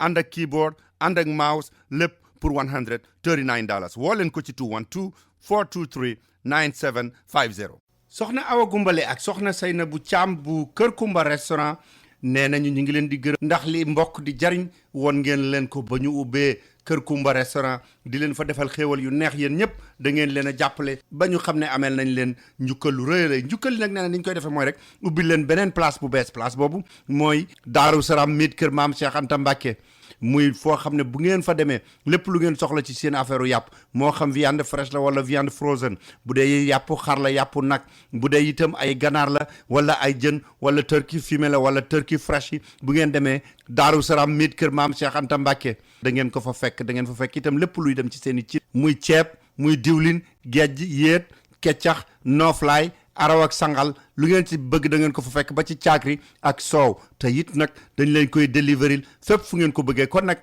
bu ngeen lekkee ba suur ci Kër Kumba restaurant la ngeen war a toggee ji après dem leen Daaru Salaam miit kër maam Cheikh Anta Mbacke mi ngi nekk ci 117 West 116th Street ci diggante 7 ak Lenox Avenue téléphone 646 596 9605 646 596 9605 soxna Awa Gumbale ak soxna Seynabou Thiam nee na ñi ngi leen di ñaanal yéen ñëpp ñi ko jàppale woon ci Kër Kumba ak ñeneen ñi ci des ñëpp képp ku yaakaar ne expérience am na lu ko mën a wuutu boobu da ngaa demagul Africa Travel Management boo demee Africa Travel Management ba fekk fa Cheikh Diwane Sylla ak expert ya mu àndal da nga xam ne agence boobu rek moo lay wax ne la avion boo bëgg a demee ak fu mu mën a jëm muy South Africa Delta Royal Air Maroc njëg yi gën a yomb ñoo la koy wax la avion bi ngay demee Africa Travel Management mi ngi nekk fii ci New York 515 Madison Avenue ca 9th floor ba ci corner 53rd Street bu dee ca Sénégal ma nga nekk ca West Foire ci VDN bi immeuble numéro 147 ca premier étage ba ci Dakar Yoff bu la neexee mën ngaa woote fii ci New York 212 481 3850 wala ca Ndakaaru 221 33 820 6042 wala sax li gën a yomb mën ngaa dugg ci seen website www.myafricatravelonline.com. Pape génn guñu ci mbiri tabaski gi xam naa ne tabaski moom xam nga fu ñu ko waxee rek ñu bari xar la ñuy jëkk a xalaat ndax ren ji ñu ngi doon wax naan xar yi niñ ko séenee woon mu baree noonu mën naa amoon na lu ci manqué ci surtout fu mel ne Ndakaaru. waaw fu mel ni Ndakaaru sax ak yenn dëkk yu mag yi nag ndaam parce que xam nga ren ji xar yi am na ñoo xam ne ni at mu jot dañu daan wax naan xar yi danaan gàññ parce que gis nga diggante jaaykatu xar ak jëndkatu xar pour tabaski toujours dafa mel ni rek ab nappante la wala ni nga ko mag ñi daan waxee bu njëkk rek ku ci nekk daal da ngay jéem a ëkku wala di tëkku ki nga xam ne bii mooy sa morom parce que bu fekkee ne bii xar yi dañoo bari lool dafay daal di lamb wala boog ni ñu koy waxee bu fekkee ne xar yi dañoo ëpp ñi nga xam ne bii ñoom ñoo war a jënd njëgu xar yi day daanu waaye nag bu fekkee ne ñi nga xam ne bii dañoo soxla xar ñoom ñoo ëpp xar yi nga xam ne bii ñoo nekk ci marché bi bu boobaa njëgu xar yi dafay daal di yéeg te xam nga ren jafe-jafe yi nga xam ne bii moom moo am ci diwaanu Mali te xam nga Mali xar yu bari dafa daan jóge foofee ca Mali di ñëw ci Sénégal ñi di ko jënd jëmale ko ci wàllu tabaski bi xam nga Mauritanie tamit temps yi la ñu génn xawoon na am jafe-jafe ndax président bi nga xam ne bii dañu soppi woon ay bal ci kawam looloo tax nag fi nekk nii ren ji xar yi am na ci côté yoo xam ne yi dafa xawoon a jéggi dayoo rawatina nag bi nga xam ne bii lenn ci jigéen ñi dañuy taamu li ñu naan am kuuy moo xam ne bii dafay am béjjën yu rëy ak it loolee nga xamee ne bii mooy nekk ci suufu xar yi te gone yi ñaare di ko faral di tipp wala di ko tippoo pour naan dañu koy wàjj mbaa dañu koy wétam xam nga nag xeeti kuy yooyu moom ay koppar dëgg moo koy jënd parce que xam nga bu ñu demee daam ba li la wax naan ci Ndakaaru am na xar yoo xam ne dañ leen di jaay lu ëpp million wala xar yoo xam ne dañ leen di jaay lu ëpp téeméeri junni ci foo xam ne bii léeg-léeg ñenn ñi seen loxo jotul lool seen ginnaaw te jaaykat yi def ci am ñoo xam ne léegi ñoom dañ ne seeni xar duñu ko wanteer dañu koy jaay ci njëg gi nga xam ne bii moom mooy tax ñu génn ci wa illa ñu yóbbu ko dencaat ko ba beneen yoon loolooy tax nag léeg-léeg mbir yi xaw a jafe ba tax na ren jii am na ñoo xam ne ni ñoom dëgg-dëgg sonn nañu lool laataa ñuy am xar am na ñoo xam ne ni sax nag sax dañoo daal di jéeg. waaw nañ ko baaxoo def itam xam nga tabaski bu ñëwee am na ñooñ dañuy liggéey ba ngoon jot wala chauffeur yoo xam ne dañuy def lu mat 24 heures daanaka duñu noppalu accident yi ren ji weexati na xat. non daam wexati na xat ren ji te wax dëgg yàlla xam nga tabaski bu jotee dafa am ñu bari ñoo xam ne nii dañuy daal di bëgg a dem ñibbi tabaskee ji fa nga xam ne bii moom la ñu dëkk fa la ñu dëkk kon li ci ëpp nag mooy ñi nga xam ne bii Ndakaaru ni ñu koy waxee bari na ñoo xam ne nii dëkku dox dajale dëkkuñu fa cosaanoo wuñ fa fekkuñu fa baax bu tabaski jotee dañuy daal di bëgg a dem fi nga xam ne bii fa la ñu cosaanoo tabaskee fa am na ñeneen ñoo xam ne yi tamit liggéey moo leen yóbbu ci yeneen gox yi bu tabaski jotee ñu bëgg a dellu siwaat boori Ndakaaru parce que fa la seeni mbokk nekk gis nga ren ji rek ci yoonu Louga bi am na benn accident bu métti bu fa am boo xam ne nii mi ngi amee ci diggante Ndande ak Kébémer foofee nee nañu juróom benn nit ñàkk nañ ci seen bakkan am ci yeneen juróom yoo xam ne yi gaañu yu métti lañ ci am accident boo xam ne nii mi ngi am ci bésu tabaski yi ci fajar gi ay boobu 5 heures du matin ginnaaw boo xam ne bii benn oto 7 places ak benn car Ndiaga Ndiaye ñoom ñoo daal di mbëkkante néew yi ñu yóbbu leen ci hôpital régional Amadou Sakhir Ndiéguène blessé yi tamit fa lañ leen yóbbee nga dem ci beneen yoonu Kaolack bi fii tolloog fi nga xam ne bii foofu la ñuy wax Tataguine foofu am na tamit benn accident boo xam ne nii am na fa ñetti nit ñoo ci ñàkk seen bakkan ci accident boo xam ne bii mi ngi dox moom tamit ci diggante ñaari auto transport en commun mi ngi amee ci fii tolloog dëkk bi nga xam ne bii moom la ñuy wax Kër Martin nekk ci diwaanu Fatick foofee gis nañu lu toll ci fukki nit ak juróom-benn am ci ay gaañu accident bi mi ngi am ci booru 3 heures du matin. ni ma la ko waxee rek ci dëkk bi nga xam ne bii moom mooy Kër Martin accident bi tamit benn 7 places la woon encore ak benn Ndiaga Ndiaye nga gis ne dañuy wax ne 7 places bi moom mi ngi jóge woon côté fi nga xam ne bii moo di Ziguinchor jëmoon Ndakaaru Ndiaga Ndiaye bi jógee beneen wàll gi côté Ndakaaru dal di mel ni kuy jëm ay boori Kaolack gis nga foofee la accident bi amee ñett ñi nga xam ne bii ñoom ñoo ci ñàkk seen bakkan benn chauffeur bi ci la bokk ak ñaari nit ñoo xam ne ni dañu doon dem yemul ci foofu rek parce que tamit ci côté Bambey fi nga xam ne nii mooy dëkk bi ñuy wax Ndangalma am na benn dawalkatu moto Jakarta boo xam ne nii moom itamit benn kaaru transport Ndiaga Ndiaye moo ko dal di mbëkk foofee la ñàkkee bakkanam moom tamit nga gis ne rek dam ak saay boo xam ne bii yenn événement yi dafay dal di am toujours ñaari accident day am te li ëpp ci accident yi guddi lay am wala fajar gi parce que daf ca am chauffeur yi ñoo xam ne ñoom tamit dañuy bëgg naan traite la bu taxaw nañ ci profité am ci xaalis bu bari te wax dëgg yàlla nag njariñ loo fekkee ni nga xamee ne bii noonu lañ koy waxee parce que nag xaalis neex na lool waaye bu fekkee ne bii fekkee woo ko mënoo cee profité mënoo koo jariñ ñooyu tamit xam nga boobu xaalis moom wax dëgg yàlla du bi nga xamee ne bii mooy bi gën. waaw Pape am na léegi xabaar buy door a wàcc nii léegi maa ngi koy door a gis xam naa ne dinaa dellu ci waat ak yow ci question bi mujj ci mbiru tabaski mais moom itam ci tabaski gi la waaye day ànd ak politique Idrissa Seck di maire Thiès te bokk ci ñu jàppale Macky Sall dafa mel ne dafa tàmbali di am lu muy wone ndax gis naa ñu ne bi mu jullee ba noppi bi ñu ko laajee def ne wax dëgg yàlla bi ñu falee Macky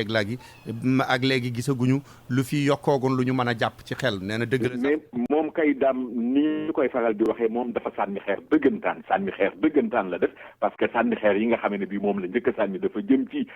li mu naan ni état bi géré fitna bi nga xam ne bii cantaakoon yi indi nañ ko fi fan yële ñu génn nekkul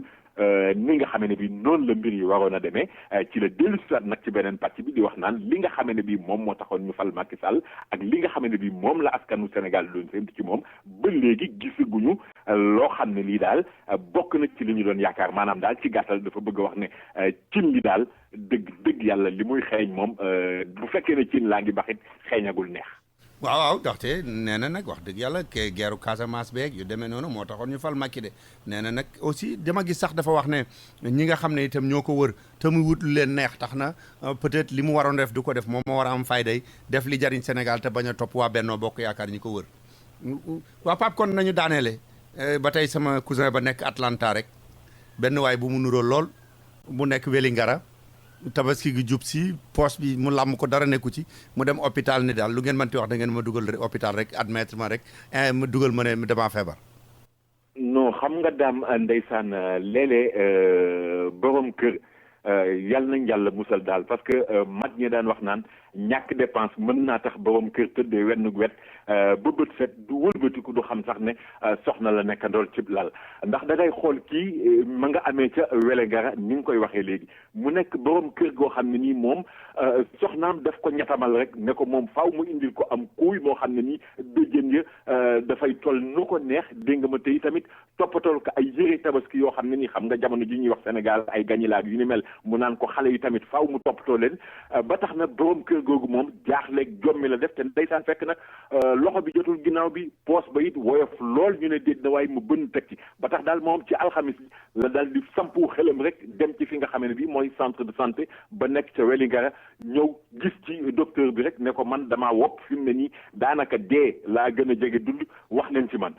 docteur bi mu ko seetee gis nag ne ay la yéwén ci kat wax dëgg yàlla dara jotu ko maanaam ci xam-xamu docteur daal moom seet na ko passé ko visite defal ko ay analyse gis ne waa ji dara jotu ko mu ne ko yow mën ngaa jël say bagage dem ñibbi parce que gisuma ci yow dara waa ji ne ko dama ne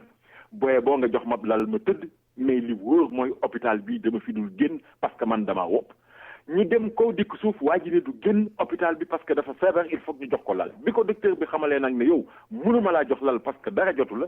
ci la ko nag mujj na docteur bi damaa bëgg nga jàppale ma parce que fi mu nekk nii sama soxna moo ma nar a yóbbu yow mal xëy am di ma laaj xar moo xam ne mënuma koo am di ma laaj yëre yoo xam ne mënuma koo am gone yee tamit ñu nga toog di ma xaar te fi mu nekk nii pexe amul lenn nga ma ci mën a dimbalee génne ma ci mooy nga jox ma lal entré ma daal di tëdd rek nga ne damaa wopp bu ko defee coonoy tabaski ak dépense tabaski dana ma teggee ko waaye nag xam nga nag loolu daam wax dëgg yàlla day nekk lu doy waar parce que nag jox lal koo xam ne nii dara jotu ko te ay malade nekk fi wala ay malade nga leen di séentu ñu nar a ñëw loolu mujjul sotti ba tax daal docteur ba def na koo xamal ne rek fi mu nekk nii mënul sotti te tamit moom dafa jàppoon ne rek dem hôpital sore njaboot gi moo ko mën a génne ci mbir moomu ba gis nga rek daam ni ñu koy waxee léeg-léeg tabaski gi am na ñoo xam ne nii farata wutatuñu ko ci mais fi mu nekk nii puukare bi wala pression bu metti moo leen ciy dugal. man defoon naa ne sama cousin ba sant Amar ba nekk Atlanta nit gën ko bari tappale mais waa ji nag defe naa moo gën a bari tappale. kii moo mën ñëpp. waaw Papa bàyyil ñu aaja te dellu si waat. ku nekk xam na ne sunu wér mi ngi aju ci li nuy lekk boo bëggee di lekk lu baax ci sa yaram te neex ba dee da ngay dem Jacob restaurant Soul Food and Salad Bar Jacob restaurant képp ku fi joxe Soul Food fii ci New York moo la ci jiitu Jacob restaurant li muy jaay bari na lool te neex na te baax na ci yaram firiir méchoui côtelette geenu nag poulet braisé salade crevette salade langus macaroni ak cheese fried chicken cabbage farine nag yu ñu dagat collard green ak yeneen yu baree bari Jacob restaurant ñaari place la am benn bi mi ngi nekk 373 Lenox Avenue ci angle 129e rue ci Harlem téléphone 212-866 food 212-866-3663 beneen bi mi ngi nekk ci 2695 8th Avenue ci angle 143rd Street ba tey ci Harlem téléphone 212-283 food 212-283-3663 boo bëggee di lekk lu neex te baax ci sa yaram del dem Jacob restaurant te fa la gën a yombee. Mohamed bi City White Car Repair bi nekk ci 250 East 137th Street between 7 and Ryder moo dellu si di leen fàttali ne ba mu leen yàggee taxawu seen oto fu mu paane yàgg na lool te bànneex rek la ngeen ci am oto bu ngeen mën a am moo xam yu yàgg yi la moo xam Toyota yu bees yi la bu mu mën a doon lu ci mën a yàqu dem leen ci Mohamed bu City White Car Repair mu taxawul leen ko ratif daal leen koy defal ci na mu gën a baaxee ca njëg yooyu mu gën a bëgg mécaniciens yi man ci dëkk bi ñoom la fa dajale moo xam doomi réew mi lañu moo xam ay doomi Afrique yu fi nekk la Mohamed bu City White Car Repair nee na lu ngeen ko fa indil muy 24 heures sur 24 te du tëj benn bis du tëj wenn waxtu lu ngeen am rek lu ngeen bëgg a def lu ci seen oto moo xam lu paan la moo xam oil change la moo xam frein yi ñuy defaraat la dem leen seeti Mohamed bu City White Car Repair mi ngi nekk ci 250 East 137th Street ci diggante 3rd Avenue and Ryder téléphone 212-401 2959 212 401 2959.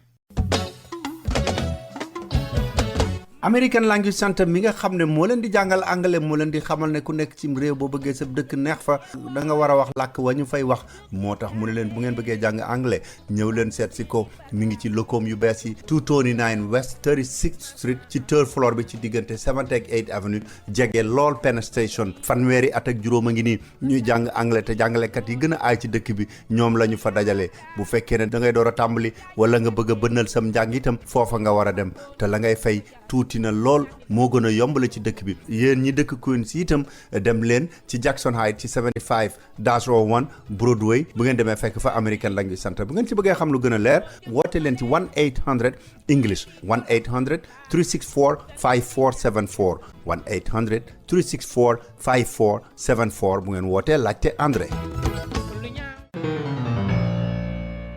waaw Pape defe naa ne sax wax nga lu gën a bari ci li ñu doon wax ci mbiru Cantakun yi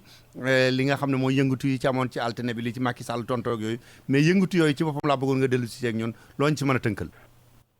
waaw xam nga daam mbir yi li nga xam ne ni moo ko indi rek mooy li nga xam ne ni Cheikh Béthio dañu ko jëlee kasob Kees ba nga xam ne bii fa la nekkoon indi ko kasob Rebeuss ne daal wàllu kaaraange moo tax ñu def loolu bi nga xamee ne bii loolu am na nag Cantakun yi ñoom dañu ne woon il faut ñu génnee ko ba tax sax am benn manifeste boo xam ne ni jotoon nañu ko fi def ci aljuma jële bañ ca jógee nag la ñu daal di jékki-jékki ci biir ayubés bi nga xam ne bii ci la ñu nekk xëy benn suba rek ne dañuy daal di def seen manifeste bi ni nga xam ne bii noonu lañ ko defee dafa jéggi dayoo parce que ay weñ la ñu yoroon ay yet ak ay kuuru Baay Faal ak yu kenn xamul daal di jékki-jékki rek ni cëpp place de l'Indépendance commencé toj ay oto mais daam dañu dem ba ñoom xàmmetuñu oto boo xam ne ni nguur gi moo ko moom wala oto boo xam ne ni société publique moo ko moom wala oto boo xam ne ni ay jaamburu yàlla ñoo lijjanti ba am seen oto xëy na bor ba ñu lebee woon oto bi sax ñu ngi koy fay jeexagul ñëw yàqate fa lu toll ci téeméeri oto ak ñaar fukk ak juróom-ñaar dal di tamit dóor ay nit nangu nañu alalu ay nit booy xool sax même fi nga xamee ne bi mooy allée du Centenaire fi chinois yi nekk di fa jaay am na benn chinoise boo xam ne nii dañuy ñëw nekkoon na leen jox koppar yi nga xamee ne bii moom la jotoon a jaay ndaw sa bañ ñu dal di dégg ma jël essence commencé sotti ci bitig bi ne dañ koy taal ba yóbbaale 900,000 am dal di nañu taal ay bisu Dakar dem dikk yi xam nga mooy kaar yi nga xam ne ni ñoom ñooy yóbbu nit ñi di yombalal seen wàllu dem ak seen wàllu dikk ba tax na nag loolu tamit bi muy am dafa nekk loo xam ne dafa mel ni dañoo bett ñi nga xam ne bii moo di police parce que xam nga am na fi jamono suñu renseignements généraux yi dañ doon wax naan aay nañu trop mën nañoo lijjanti bala ngay wokkatu wala boo nekk ci néeg di tuuf li sax ñu ñëw ne la yow tëflit bu wert mbaa tëflit bu zone nga tëfli woon mais dañu wax ne bi yoon dafa mel ni mbir yi dañ leen bett donte nag am na ñu bari ñuy wax fàttali naan dafa mel ni rek lii président bu fi nekk rek am nga sa bés parce que xam nga ñenn ñi ñu ngi fàttaliku bés bi nga xamee ne bii ci jamonoy Abdou Diouf moom la fi alkaati ya amoon ba nga xamee ne bii faat nañ ci 16 février 1994 lu toll ci juróom-benni alkaati boobu président Abdou Diouf moo fi nekkoon xam nga Moustarchidine yi lañ ko jiiñoon ba sax mujjoon ci jàpp ki nga xamee ne bii moom moo nekkoon Serigne Moustapha Sy xam nga après indi woon na fi coow lu rëy diggante Ousmane Tanor Dieng ak Djibo Ka jamono yooyu Djibo Ka moo nekkoon ministre de l'Intérieur Ousmane Tanor Dieng nekkoon ministre d'État ministre des affaires et des services présidentiels booy xool ki nga xam ne nii moo di Abdoulaye Wade amoon na fi bés moom tamit bi nga xamee ne bii marchand ambulant yi dañu jékki-jékki rek indi fi benn guérilla dugg ci dëkk bi di taali pono ka def yëf indi fi coow lu rëy Macky Sall moom bésam bii mooy bés bii ñu lay wax nii coow li nga xamee ne bii Cantakun yi indi nañu ko fi te fi mu ne nii dafa mel ni mbir yi naragul jeex parce que doomu Cheikh Béthio bi mi ngi wax naan ñoom danañu defaat beneen marche boo xam ne nii bu ñu leen joxee autorisation danañ marche bu ñu leen joxul autorisation danañ marche mu mel ni dañuy bëgg a défier li nga xam ne bii moo di autorité te fi mu nekk nii nag tey jii Macky Sall moom nee na li wóor mooy lépp loo xam ne nii matuwaay la danañu ko jël képp koo xam ne nii mbir mi dugg nga ci wala laal nga ci wala takk nga ci danañu ko jëflanteeg yow duñ ci dellu ginnaaw benn yoon te dégg nga ci xutba yi imaam yi wax nañ ci même ki nga xam ne bii mooy imaamu Laayeen yi ca Yoff Laayeen mi ngi wax naan moom itamit ab sëriñ ngay taalibe ngay koo munti doon bu fekkee ne bii da nga faat bakkanu doomu aadama war nañu ko jëflanteeg yow ci yoon teg la ci yoon jëflante ko ba mu saf-saf nga gis ne rek kon daam mbir mi daal fi mu nekk nii doy na waar ñii ñu ngi jéem a couper pour Cheikh Béthio ñu génnee ko mais nag nguur gi dañu jàpp ne ñoom mbir mi dañu koy teg yoon parce que bu ñu fàtte ne ñaari doomu aadama la ñu faat seen bakkan dal di leen jël suul leen te julleewuñu leen sanguñu leen julleewuñu leen mais faat leen suul leen te loolu yoon daf koy tere ñu ne nag Cheikh Béthio loxoom daf ci taq am na ñeneen ñoo xam ne seen loxo daf ci taq dugal nañ leen ci kaso bi yoon mooy toppatoo mbir mi nañu bàyyi yoon mu lijjanti mbir mi ba keroog muy leer nañ waa kër Cheikh Béthio yi nag ñoom nee nañu duñu ko déggee noonu parce que ki nga xam ne nii moo di jëwriñ ji ñu dénk mbirum yoon di Aminata Touré moom sax lañ bëgg na far mu tekki ndombo tànkam daam nañu seetaan rek li ci kanam rawu li gën. waaw Pape ndi yaa ngi ko doon wax ne ku fi nekkoon président daanaka am nga sa bis wala say bis te Senghor moom xam nga moom 1968 ay weer sax la amoon mais dafa mel ne Macky réew mi mu jiite bokkul ak réew mi mu fi fekkoon ñeneen ñi ko fi jiitu woon ndaxte ñi farag moom nekk ay député sax fi mu nekk ni tàmbali nañ di wax naan bu doxee nii nu defee ko nekk bu ko tëralee ni duñ ko d'accord noonu ba mu woo leen di waxtaan ak ñoom. non Macky da leen a woo def ak ñoom am ndey parce que nag daf leen ne hey kaay leen moo wax leen tuuti lu bariwul parce que nag man du ma nekk président de la république yéen ngeen nekk député yoo xam ni ci majorité présidentielle bi ngeen bokk maanaam samay mbir ngeen war a doxal ba pare nag ngeen bëgg wëlbatiku di ma fakkatal maanaam li nga xam ne bii moom la wolof di wax naan dama laa jiital ba pare di la fakkatal loolu la Macky ne séqu koog ñoom te bëggul ñu def ko benn yoon parce que parlementaires yi nga xam ne bii ñoo nekk Benno Bokk Yaakaar dañu ne dañuy sàkku wala dañu bëgg ki nga xam ne bii moo di premier ministre ñëw indi ay joxe ay explication ci fukki décret ak ñaar yoo xam ne yi ci la ñuy sukkandiku pour avancer juróom benn fukki milliards ak ñeent yoo xam ne ni régime bi fi nekkoon moom moo doxalee woon mbir yooyu te loolu nekk loo xam ne ni tey jii bu ñu ko bëggee dugal Macky nee na dafa mel ni kon dañu koy jéem a nasaxal parce que booy xool altine ba ñu génn tolloo woon ak ñaar fukki fan ak ñaar ci weer wi ñu nekk ci biir hall assemblée nationale bi maanaam ci perron bi ci la Moustapha Diakhaté mi nga xam ne bii moom mooy président groupe parlementaire bu majorité bi daal di wax nag ne attention fi mu nekk nii dañuy sàkku ci li nga xam ne bii moo di audit yi ñu continuer ko ñi nga xam ne bii ñoom la ñu war a jëflanteeg ñoom ci wàllu yoon ñu jëflante ko ak ñoom maanaam daal mbir yi nañu ko leeral te sax nag ki nga xam ne bii moo di premier ministre war na mën a ñëw daal di wax lijjanti parce que ñoom dañu jàpp ne rek mbiru 64 milliards yooyu dafa demee noo xam ne ni benn transparence amu ci ñoom jëloon nañ leen benn loi de finances rectificative boo xam ne nii dawaloon nañu ko pour bañ ay blocage maanaam daal tënk doxalinu réew mi wala jaxase ay mbir daal di fiy am loolu moo tax ñu def ko ba finalement ñoom député yi nag di sàkku ci assemblée nationale mu taxawal benn commission d'enquête boo xam ne nii dafay leeral lépp li nga xam ne bii moo aju ci décret yooyu loolu nag la Macky Sall ne leen yéen def leen ndànk defe naa ne yéen da ngeen maa war a jàppale mais waru leen fee nekk di ma jéem a fakastal ak di ma jéem a indil ay problème rawatina nag bi nga xam ne bii jamono ñu toll ñu ngi ko doon wax léegi mbiri Cheikh Béthio yeeg coow leeg jàppal bàyyil affaire yu kenn xamul yooyu moo tax nag Macky daal leen woo ñu def am ndéy moo xam ne ni nag dàmbaabu booy xool ñetti waxtu la ndax ñu ngi commencé 8 heures ci guddi ba 11 heures ci guddi ñetti waxtu donc ñu def ko am ndéy moo xam ne ni nag jàpp nañu ne Macky Sall wax na leen ne sax s'il le faut léegi nañu def weer wu jot ñu gise ci suñu biir daal di defum ndéy te xam nga jamono yi ñu jëm ci la ñu nar a commencé li nga xam ne mooy session parlementaire bi marathon budgétaire bi ba looloo tax sax Macky Sall sàkku na ci jëwriñ yi benn ministre bu mu tukki li fekk li nga xam ne bi moo di session budgétaire bi jeexul bu ko defee député yi renseignement yi ñu soxla wala leeral yi ñu bëgg gars yi dinañ leen ko mën a defal maanaam daal ci gàttal Macky gise naa ki gaayam def na ñum ndéy te mel na ni xëy na danañu ko may nopp parce que nag nee na leen nit kenn du ko jiital di ko fakkatal. waaw kon de xam naa waxtaan wi ñuy wax noonu buñ koy def xanaa buñ bëggee mu neex dañ koy tàmbalee ci Aly Ngouille Ndiaye mi yor affaire mine muy alal ji nekk ci sunu biir suuf si ndax dégg naa ne wax na ne gouvernement bi jot na cee mos de.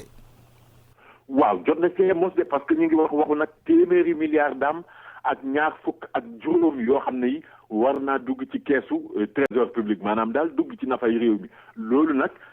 ñeel juróomi tonni or yoo xam ne yi dañu koy jaay ndax xam nga Aly Ngouille Ndiaye moom moo ñëw di expliquer nag parce que or boobu mine yi nga xam ne bi moom moo nekk Sabodala moom la ñu jàpp ne mooy li nga xam ne ni moom mooy miinu or bi gën a mag en tout cas wala boog or bi nga xam ne ni moom la ñuy exploiter fii ci suñu réew ba tax na nag mu wax ne tey jii Sabodala dafa nekk ci benn période exemption fiscale alors loolu moo tax nag redevance yi war nañoo mën a daal di commencer dugg boobu nga xam ne ni ñoom la ñuy dugg nag dañu koy jëlee sax ci 3% yi nga xam ne bi moom la nekkoon daal di koy yóbbu ci li nga xam ne bi moom mooy nekk 5% ba tax na nag tey jii loolu mbir moomu bu ñu ko xayma méngale ko ak juróomi tonni or yi nga xam ne ni moom la ñu jot a génnee foofu moom mooy toll nag ci téeméeri milliards ak ñaar fukk ak juróom yoo xam ne war naa mën a dugg nag ci nafay réew mi te xam nga loolu fi ñu toll ni soxla nañu ko lool parce que nag ay koppar moom xam nga kees gu ñu lay wax naan dara nag fa wala réew mu ngi lay wax naan gouvernement bi fi nekkoon dañu saaxee alal ji fi nekk fa bàyyi fi bor yoo xam ne yi fi mu ne nii moo ub bopp ñi nga xam ne ni ñoo fi ne bu ñu amee koppar yi ñu toll yi war a dugg ci nafa ji nag loolu moom day daal xel rawatina ci nga xam ne ni ñoo nekk ci mbir yi di lijjanti. bu ngeen amatee ay vidéo ngeen bëgg ñu defal leen ko ci DVD wala nga am seeni cassette audio yu yàggoon ngeen bëgg ñu defal leen ko ci CD dem leen seeti Yat Ndendori bu Mamadou Sangot bu leen ko fàtte. lépp loo xam ne vidéo la buy door a génn wala DVD buy door a génn théâtre la wala musique lu mu ci mën a doon balaa ko kenn di jot Yat Ndendori ñoo koy jëkk a jot ba mu yàgg lool ñeneen ñi door cee am te nag léegi Mamadou Sangot nee na ñëw leen mu di leen yónneel seen xaalis ak fu ngeen bëgg mu dem fa ci Afrique ci taux bi gën a baax te nag li ngay fay moo ci gën a tuutle dana dem Sénégal Côte d'Ivoire Mali Guinée Mauritanie Gambie mënuma koo lim yëpp sax ba mu jeex Yat Ndendori bu Mamadou Sangot mi ngi nekk ci 365 Lenox Avenue ci diggante 128 ak 129 téléphone 646 620 09 33 wala 646 555 42 94. baax yaay soor bu Modou Wade moo ëndeeti spécial tabaski bu rëy bu mu leen di defal ak ay cosmétiques yoo xam ne yéen jigéen ñi déglu leen bu baax France la ñuy jógee François Bedon ya gaam ba dafay mat sëkk lait de corps lay àndal ànd ak saaboom ak gaam ba dara du ca manqué lait yi nga xam ne vitamine E la ak sérum ba yépp bu ngeen demee fekk ko fa ak diwukaay yi nga xam ne carotte lañ ko defaree bu dee kii ay plus itam lait de corps lay àndal ak sérum bu ñu defaree carotte ak lépp ca saabu ba ca parfum ba dara du ca manqué rose white ya gamba day mat sëkk moom itam baax yaay soor kër Modou Wade ci spécial tabaski bu ngeen demee fekk fay déodorant ay andi cuuraay ak këriñ la ngeen koy lakke sax ma nga fa marakis yi nag ci tabaski gi spécial la leen ciy defal boo jëndee ñaari paire dañu lay wàññi lu baree bari cassette ya boo jëndee ñeent ñu may la benn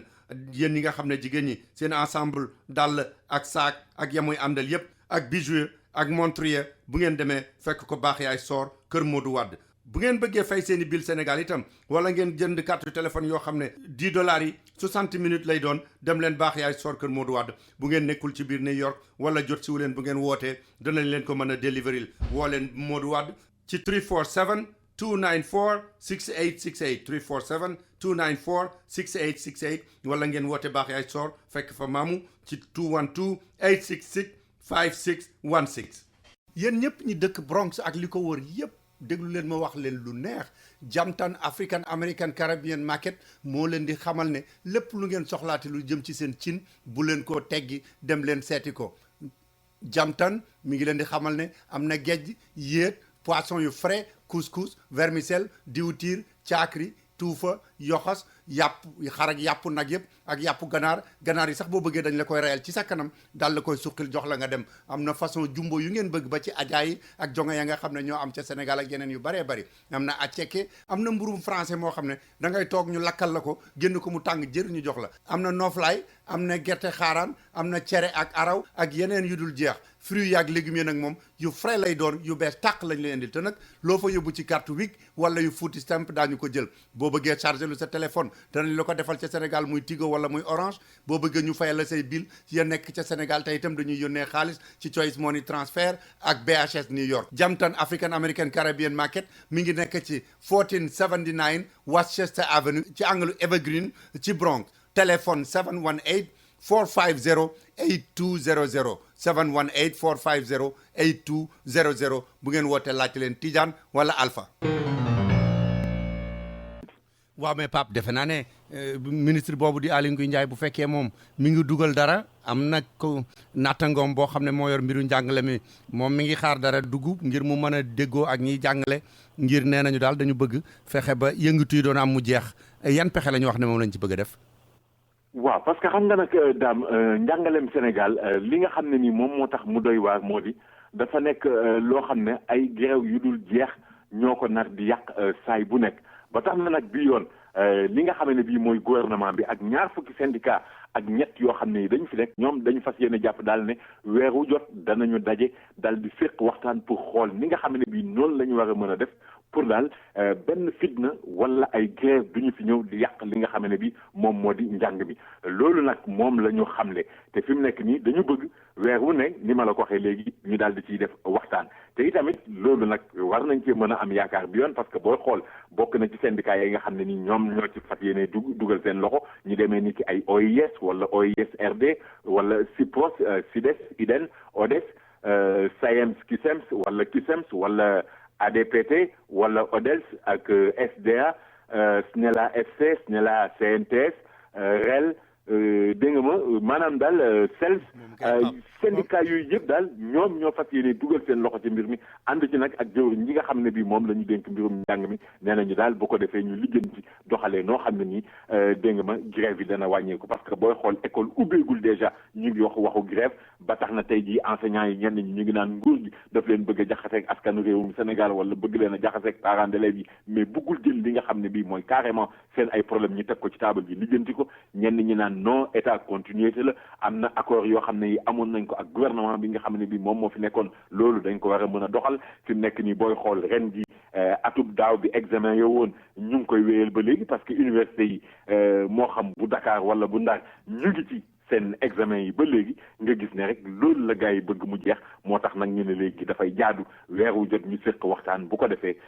fitna dootul am ñu nekk ci jàmm élèves yi wala dongo yi jàng ni nga xam ne bii noonu lañ ko noonu la leen waree enseignants yi tamit mën a lijjanti li nga xam ne bii moo di seen i mbir maanaam daal loolu la ñu bëgg mébét nañ ko ñu ngi koy nat nag daam dana sotteem du sotti nañu xaar ba ci kanam rek. waaw mais nag Pape man jaaxal na ma nag ñaar fukki syndicat ak juróom moom xanaa bokkuñu lu ñuy revendiquer nag. ah non mais xam nga daam fii li doy waar ci réew mi mooy yenn parents yi dañ koy wax ñoom dañu ne li leen jaaxal mooy syndicat duñu dégg jamais ne syndicat yi grève nañu wala jàngalekat yi grève nañu parce que dañu ne livre amul wala classe yi doyul wala nangam mais saa yi boo déggee ñu ne nee nañ syndicat yi grève nañu mbiri xaalis la ñuy wax ameloon ngeen ñu xaalis fii xaalis bay joxu leen ñu ko war ngeen ñoo dolli lii war ngeen ñoo yokkal li nee nañu daal loolu moo leen jaaxal maanaam coow li xaalis la dafay xam nga nag tamit yenn saa yi syndicat bu ubbi bu ne ke jiite syndicat ba dafay daal di am ay avantages yoo xam ne yi mel na ni daal gars yi daal koppar daal daamba bu bokk na ci li nga xam ne bi moom mooy lijjanti mbir yi daal. waaw mbaadu koppar moo tax aussi Sénégal Airlines bi nga xam ne Karim Wade moo ko fi taxawaloon ba doon ko ba amoon ci lool di ko bàkkoo moom it jamono yi dafa mel ne am nay jafe-jafe mbaadu koppar moom it. non gis nga Sénégal Airlines daam baabu li wóor moo di ay mbiram doy na waar parce que tey jii booy xool ñaari avion ñoom lañ ci ràññee muy ñaari avion Airbus yoo xam ne yi mooy yu Sénégal Airlines yi mais tey avion yooyu naaw moo leen të te xam nga ne avion bu mënta naaw nag daam wax dëgg yàlla ay mbiram di sotti yaa ngi wax naan est-ce que problème mu xaalis la ñu am mais guddi gàtt problème mu xaalis la parce que avion yi dañoo am problème mu pièce ay pièces yoo xam ne nii ñoom ñoo yàqu ci avion yi mais ku ne xam na ne pièce bu yàqoo kay yow sa oto wala oto ma sàmba mbaa oto ma demba bu pièce bi yàqoo da nga koy yóbbu ci mécanicien bi mu jënd pièce démonter pièce bu yàqu bi def ci pièce bu baax bi mais avion yi bu ñu nee dégg nga ma pièce moo ci panne te tax avion yi mënatuñoo naaw ça veut dire que problème mu xaalis moo teew te fi mu nekk ni tey ñu ngi wax naan Sénégal Airlines ñoom ñoo yóbbu ujaaj yi ñoo leen war a dellu si donte bon am na ay avion wu Air Europa yu ñu loué pour dugal ko ci. waaw Pape balaa ñuy aajar bu ñu aajaree ndax damaa bëgg bu ñu dellu see ñu jëm ci mbiri tribunal ak ñi ñu jàpp ak ñi ñu yóbbu kasoog xam nga Sénégal léegi loolu dafa bari loolu fi mu ne mais balaa ñuy yegg ci loolu balaa ñuy aajar dama bëggoon ñu dellu ci benn rek sa góor gi Wade président Abdoulaye Wade mi ngi jëlee ci prix de moom de médaille daal defe naa ne ñor na ko de. non xam nga ndeysaan sama góor gi moom dafa mel ni bopp réew mi nga xam ne bii daf ci jógee ba tax tuddatuñu ko nekkatul ci avion de commandement bi di dem wala di feeñ tout le temps ci télé bi mel na ni daal looloo ko manqué ndax xam nga fan yële ñu génn ca France joxoon nañu ko fa li nga xam ne bii moo di fora di prix boobu nga xam ne nii forum de la renaissance africaine moo ko joxoon bi yoon nag dañu ne prix Douta Seck bu UNESCO lañu ko jox du caageenu nag gaa institution bi nga xam ne bii moo di UNESCO moom mooy joxe prix bi waaye da li wóor moo di dañuy wax ne li nga xam ne bii moom Wade initiative bi mu jëloon pour dugal ci constitution sénégalaise li nga xam ne bii mooy li ñuy wax président de la république protecteur des arts maanaam président de la république nekk ki nga xam ne bii moom mooy aar li nga xam ne bii moo di artistes yi nee nañu daal loolu moo tax ñu daal di koy jox médaille boobu wala ràññee boobu loolu nag parti démocratique sénégalais bi nga xam ne bii ci la bokk ñoom dañu daal di profité gaaw rek daal di génne li nga xam ne bii moom moo di communiqué bi daal di rendre mbir mi public mu mel ni nag temps yi dafa am ñoo xam ne ni dañuy jéem a dóorlo bi daal ñeel góor gi. Bon, c'est vrai que xëy na bu ñu sañoon nag am Nobel waaye Nobel moom beneen affaire la mais nag xëy na nañu xool ba xam rek comme am na fora temps yële ñu ne déet na waaye bi yoon mu am prix Douta Seck bu UNESCO bon nañu xaar ba xam beneen ñetteelu prix bi lan lay doon. waaw Pape kon xam naa li ñuy jeexale mooy lu jëm ci mbiru Jupiter Ndiaye mi ñu fi doon wax te mu nekkoon di liggéey ci tasukaayu xabaar benn ñu ne daf doon joteeg moroomu góoram ba ñu jàpp ko ci yóbbu tribunal tëj nañ ko ñeenti at. daam lu doy waar te tàng lool ci Tamsir Jupiter Ndiaye ñeenti ati kaso mooy li nga xam ne bii moom la ko tribunal bi tëj mu war ko tëj te xam nga booy xool sax procureur moom ñetti at la doon sàkk pour ñu daan ko ki nga xam ne bii moo di Tamsir Jupiter Ndiaye mais tribunal bi dafa romb loolu ndax ñeenti at la gàll ci ndoddam ni nga ko waxee rek nee nañu mbirum góor jigéen la doon def dafa doon jëflante ak góor ni moom loolu la ñu wax ne daal acte contre nature la doon def te tamit xeexoo boo xam ne bi dafa doxoon seen diggante mbirum coup de blessure volontaire ñu bari nag jàpp ne daal tribunal bi loxoom bi diis na lool ba tax nag ñuy wax naan est-ce que du Tamsir Jupiter Ndiaye li nga xam ne bii daf ko nekkoon ci ëtt yëglekaay bi nga xam ne bii ci la doon bind mel ni koo xam ne nii ñi nekk ci nguur gi wala ñi nga xam ne dañoo siiw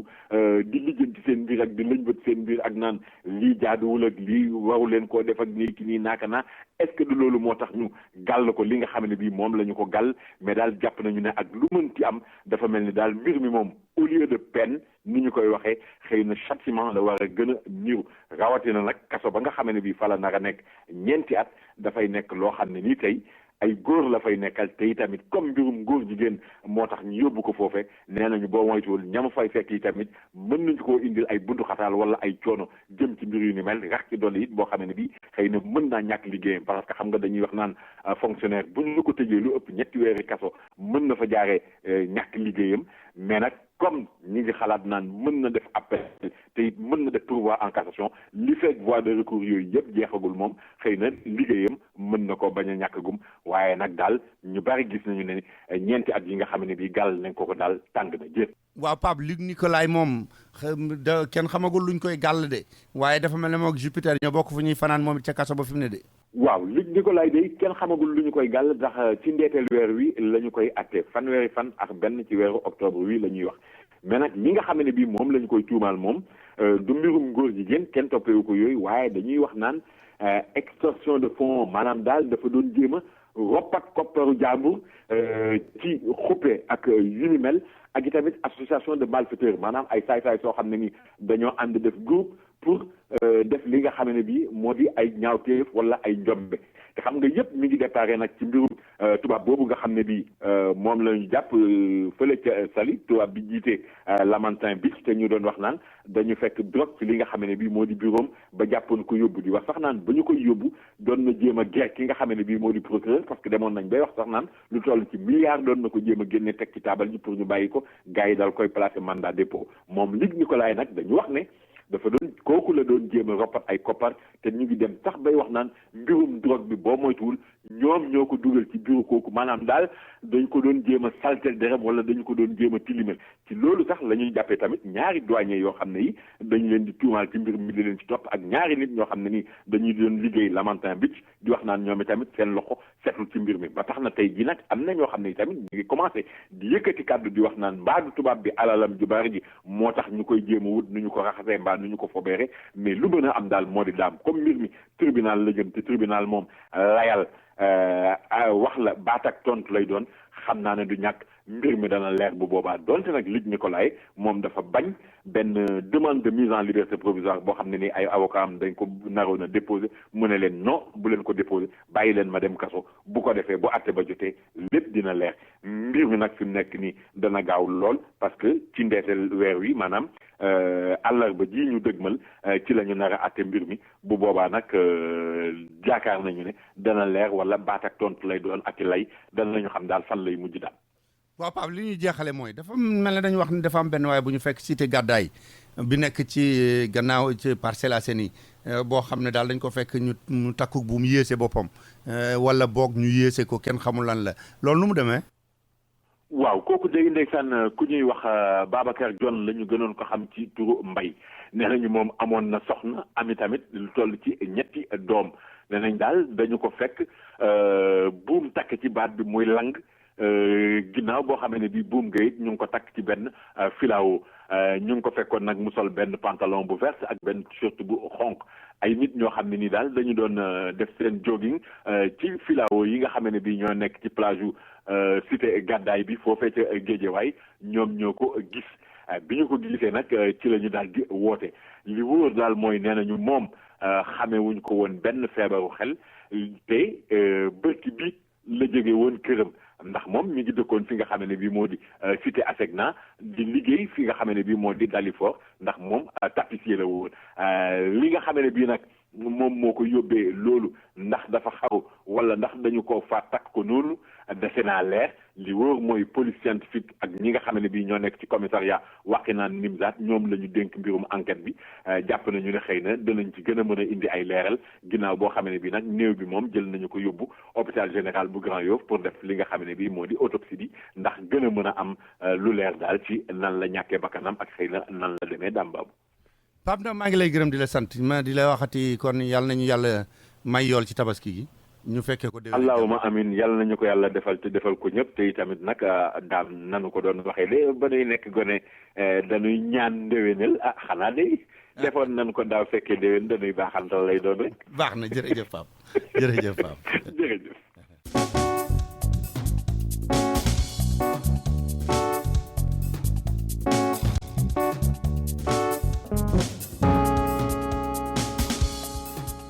waaw kon mbokk yi li ñu leen di tënk rek ci lu jëm ci mbiru politique Amérique mooy xam ngeen ne altine ji weesu mooy débat bi mujjoon ci diggante Barack Obama ak kii di Mitt Romney débat boobu nag déglu ngeen ko yéen ñëpp li nga xam ne moom lañ ci mën a jàpp mooy mbiri bitim réew lañ ko jëmale woon mais ba ñu débat ba noppi itam ñëpp ci àndandoo ne Barack Obama moo féete kaw ki nga xam ne moom moo doon Mitt Romney bu fekkee daal lu ñu doon xëccoo la débat bi moom Barack Obama moom moo ko gagné waaye nag ki nga xam ne mooy Mitt Romney itam bi mu ñëwee lu gën a bari ci lu Barack Obama wax ci àdduna bi loo xam ne mooy politique gu Amérique lañ fay def lu mu wax Mitt Romney def naan loolu d'accord naa ci ñi am seetaan nag dañu ne li tax Mitt Romney doon def loolu mooy dafa bëggoon ñi nga xam ne dañu ragaloon ne mook George Bush ñoo nar a yem bu yegg si daal di taal guerre surtout rawatina guerre boo xam ne mën naa am diggante Amérique ak Iran mu wone ne man ñëw ma fi pour taal guerre bu leen ma jàppee doonay George Bush ndaxte xam na ne bu nuroog George Bush dara lu néew lépp loo xam ne doon na ko wax jëmale ko ci Barack Obama ay critique ak i nemmat yu mu doon def ci moom yuy mën a tax ñu naan kii la fi George Bush bàyyi woon la fi nar a indiwaat xam na ne fi mu ne Amérique moom bi ñu jóge ci guerru Irak ak guerru Afghanistan bi nga xam ne génn guñ ci ku ñu yaakaar ne da nga leen dugal ci beneen guerre du ñu la mën a woteel loolu moo tax dafa ñëw rek lu Barack Obama wax mu ne loolu moom ànd naa ci li président wax moom rafet na nam ko defee woon moom loolu mooy li waroon bu ma fi nekkoon it lu mel noonu laay def daanaka daal li gën a am solo ci débat bi loolu la fa Mitt Romney nekkee woon waaye ñi am seetlu ne nañ looloo tax mu def ko donc bañ ca jógee itam nag li nga xam ne Barack Obama tàmbali woon na ko di ko arrêté ndaxte xam ngeen ne bañ defee débat bu njëkk ba Barack Obama moo jiitu woon lu baree bari bañ daataan def débat ba mais ba mu seetaane ne ba Mitt Romney àdduna bi yëpp jàpp ne moom moo gagné débat boobu lu gën a bari sondage yi dafa tàmbali woon di jege si Mitt Romney li ko Barack Obama rawee woon di wàññi ko bu baax a baax ba ñu dem ba nga xam ne li ñu tuddee likely voters yi ñi nga xam ne yaakaar nañ ne ñi ñoom am nañ fayday lu manti xam da lu mën a xew danañ wote ji bu ñu leen laajee demoon nañ ba ci jamono yoo xam ne ba ci jamono yi ñu wax Mitt Romney ci sondage yu bari moom mujj na ci raw sax Barack Obama te li ko Barack Obama rawee woon bi ñu daataan ñëw ci weeru octobre bi bari woon na lool li nga xam ne itam moo ci topp mooy sondage yooyu dafa wuute ak sondage yi nga xam ne mooy état yooyu juróom-ñeent la ñu am ñu naan sax matatu ko léegi juróom-ñaar lañu ñu ne ku fa raw ci ñoom ñaar yaay jël li nga xam ne mooy ndam lu mag li fi mu nekk nii ba liñ ci mën a wax sondage yi ñu mujj a def yëpp lu mat juróom-ñaari sondage biñ ko seetee benn boo xam ne waa républicain yi ñoo ko def moo ci nangu ne Barack Obama Mitt Romney raw na ko ci dëkk bu mel ne fii nga xam ne mooy Ohio tañ ne moo ci gën a am solo ba léegi Barack Obama moo fa raw fu mel ne Floride nee nañu Mitt Romney moo fa raw lam fa rawee barewul waaye moo fa raw fu mel ne dëkk bu ñuy wax Caroline du Nord Mitt Romney moo fa raw fi mu nekk nii waaye Ohio Iowa Nevada Colorado Virginie ak yeneen yu demee noonu nee nañu ba léegi Barack Obama moo ko fa jiitu te ragal nañu ne fii ak élection yi di ñëw bu dara lu rëy xewaatul Barack Obama moo ko fa nar a jiitu te mooy ki nga xam ne bu ko fa jiitoo moo nar a itam jël li nga xam ne mooy ndam li bu ñu demoon ba wote ba noppi sax ñu ne ñu wote ci dëkk bi yëpp Mitt Romney moo ci ëppale Barack Obama waaye état yi nga xam ne ñoom ngay mën a jëlee ba am ñaari téeméer ak juróom-ñaar fukki yi nga xam ne mooy délégué yi ñu wax ci collège électoral bi moom fi mu nekk nii Barack Obama moo ci jekku ba tey ki nga xam ne mooy Mitt Romney waaye nag li leen ko waxee politique gu Amérique moom xam ngeen ne rek tuñum gëléem la lang taxu koo wadd li fekk demuñu ba ca talaata ja di juróom benni fan ci weeru novembre wii ñu jublu ñu woote ba ca ngoon mënaguñu leen a wax kuy nekk président waaye Barack Obama moo gën a jekku ba tey fi mu nekk nii ki di Mitt Romney.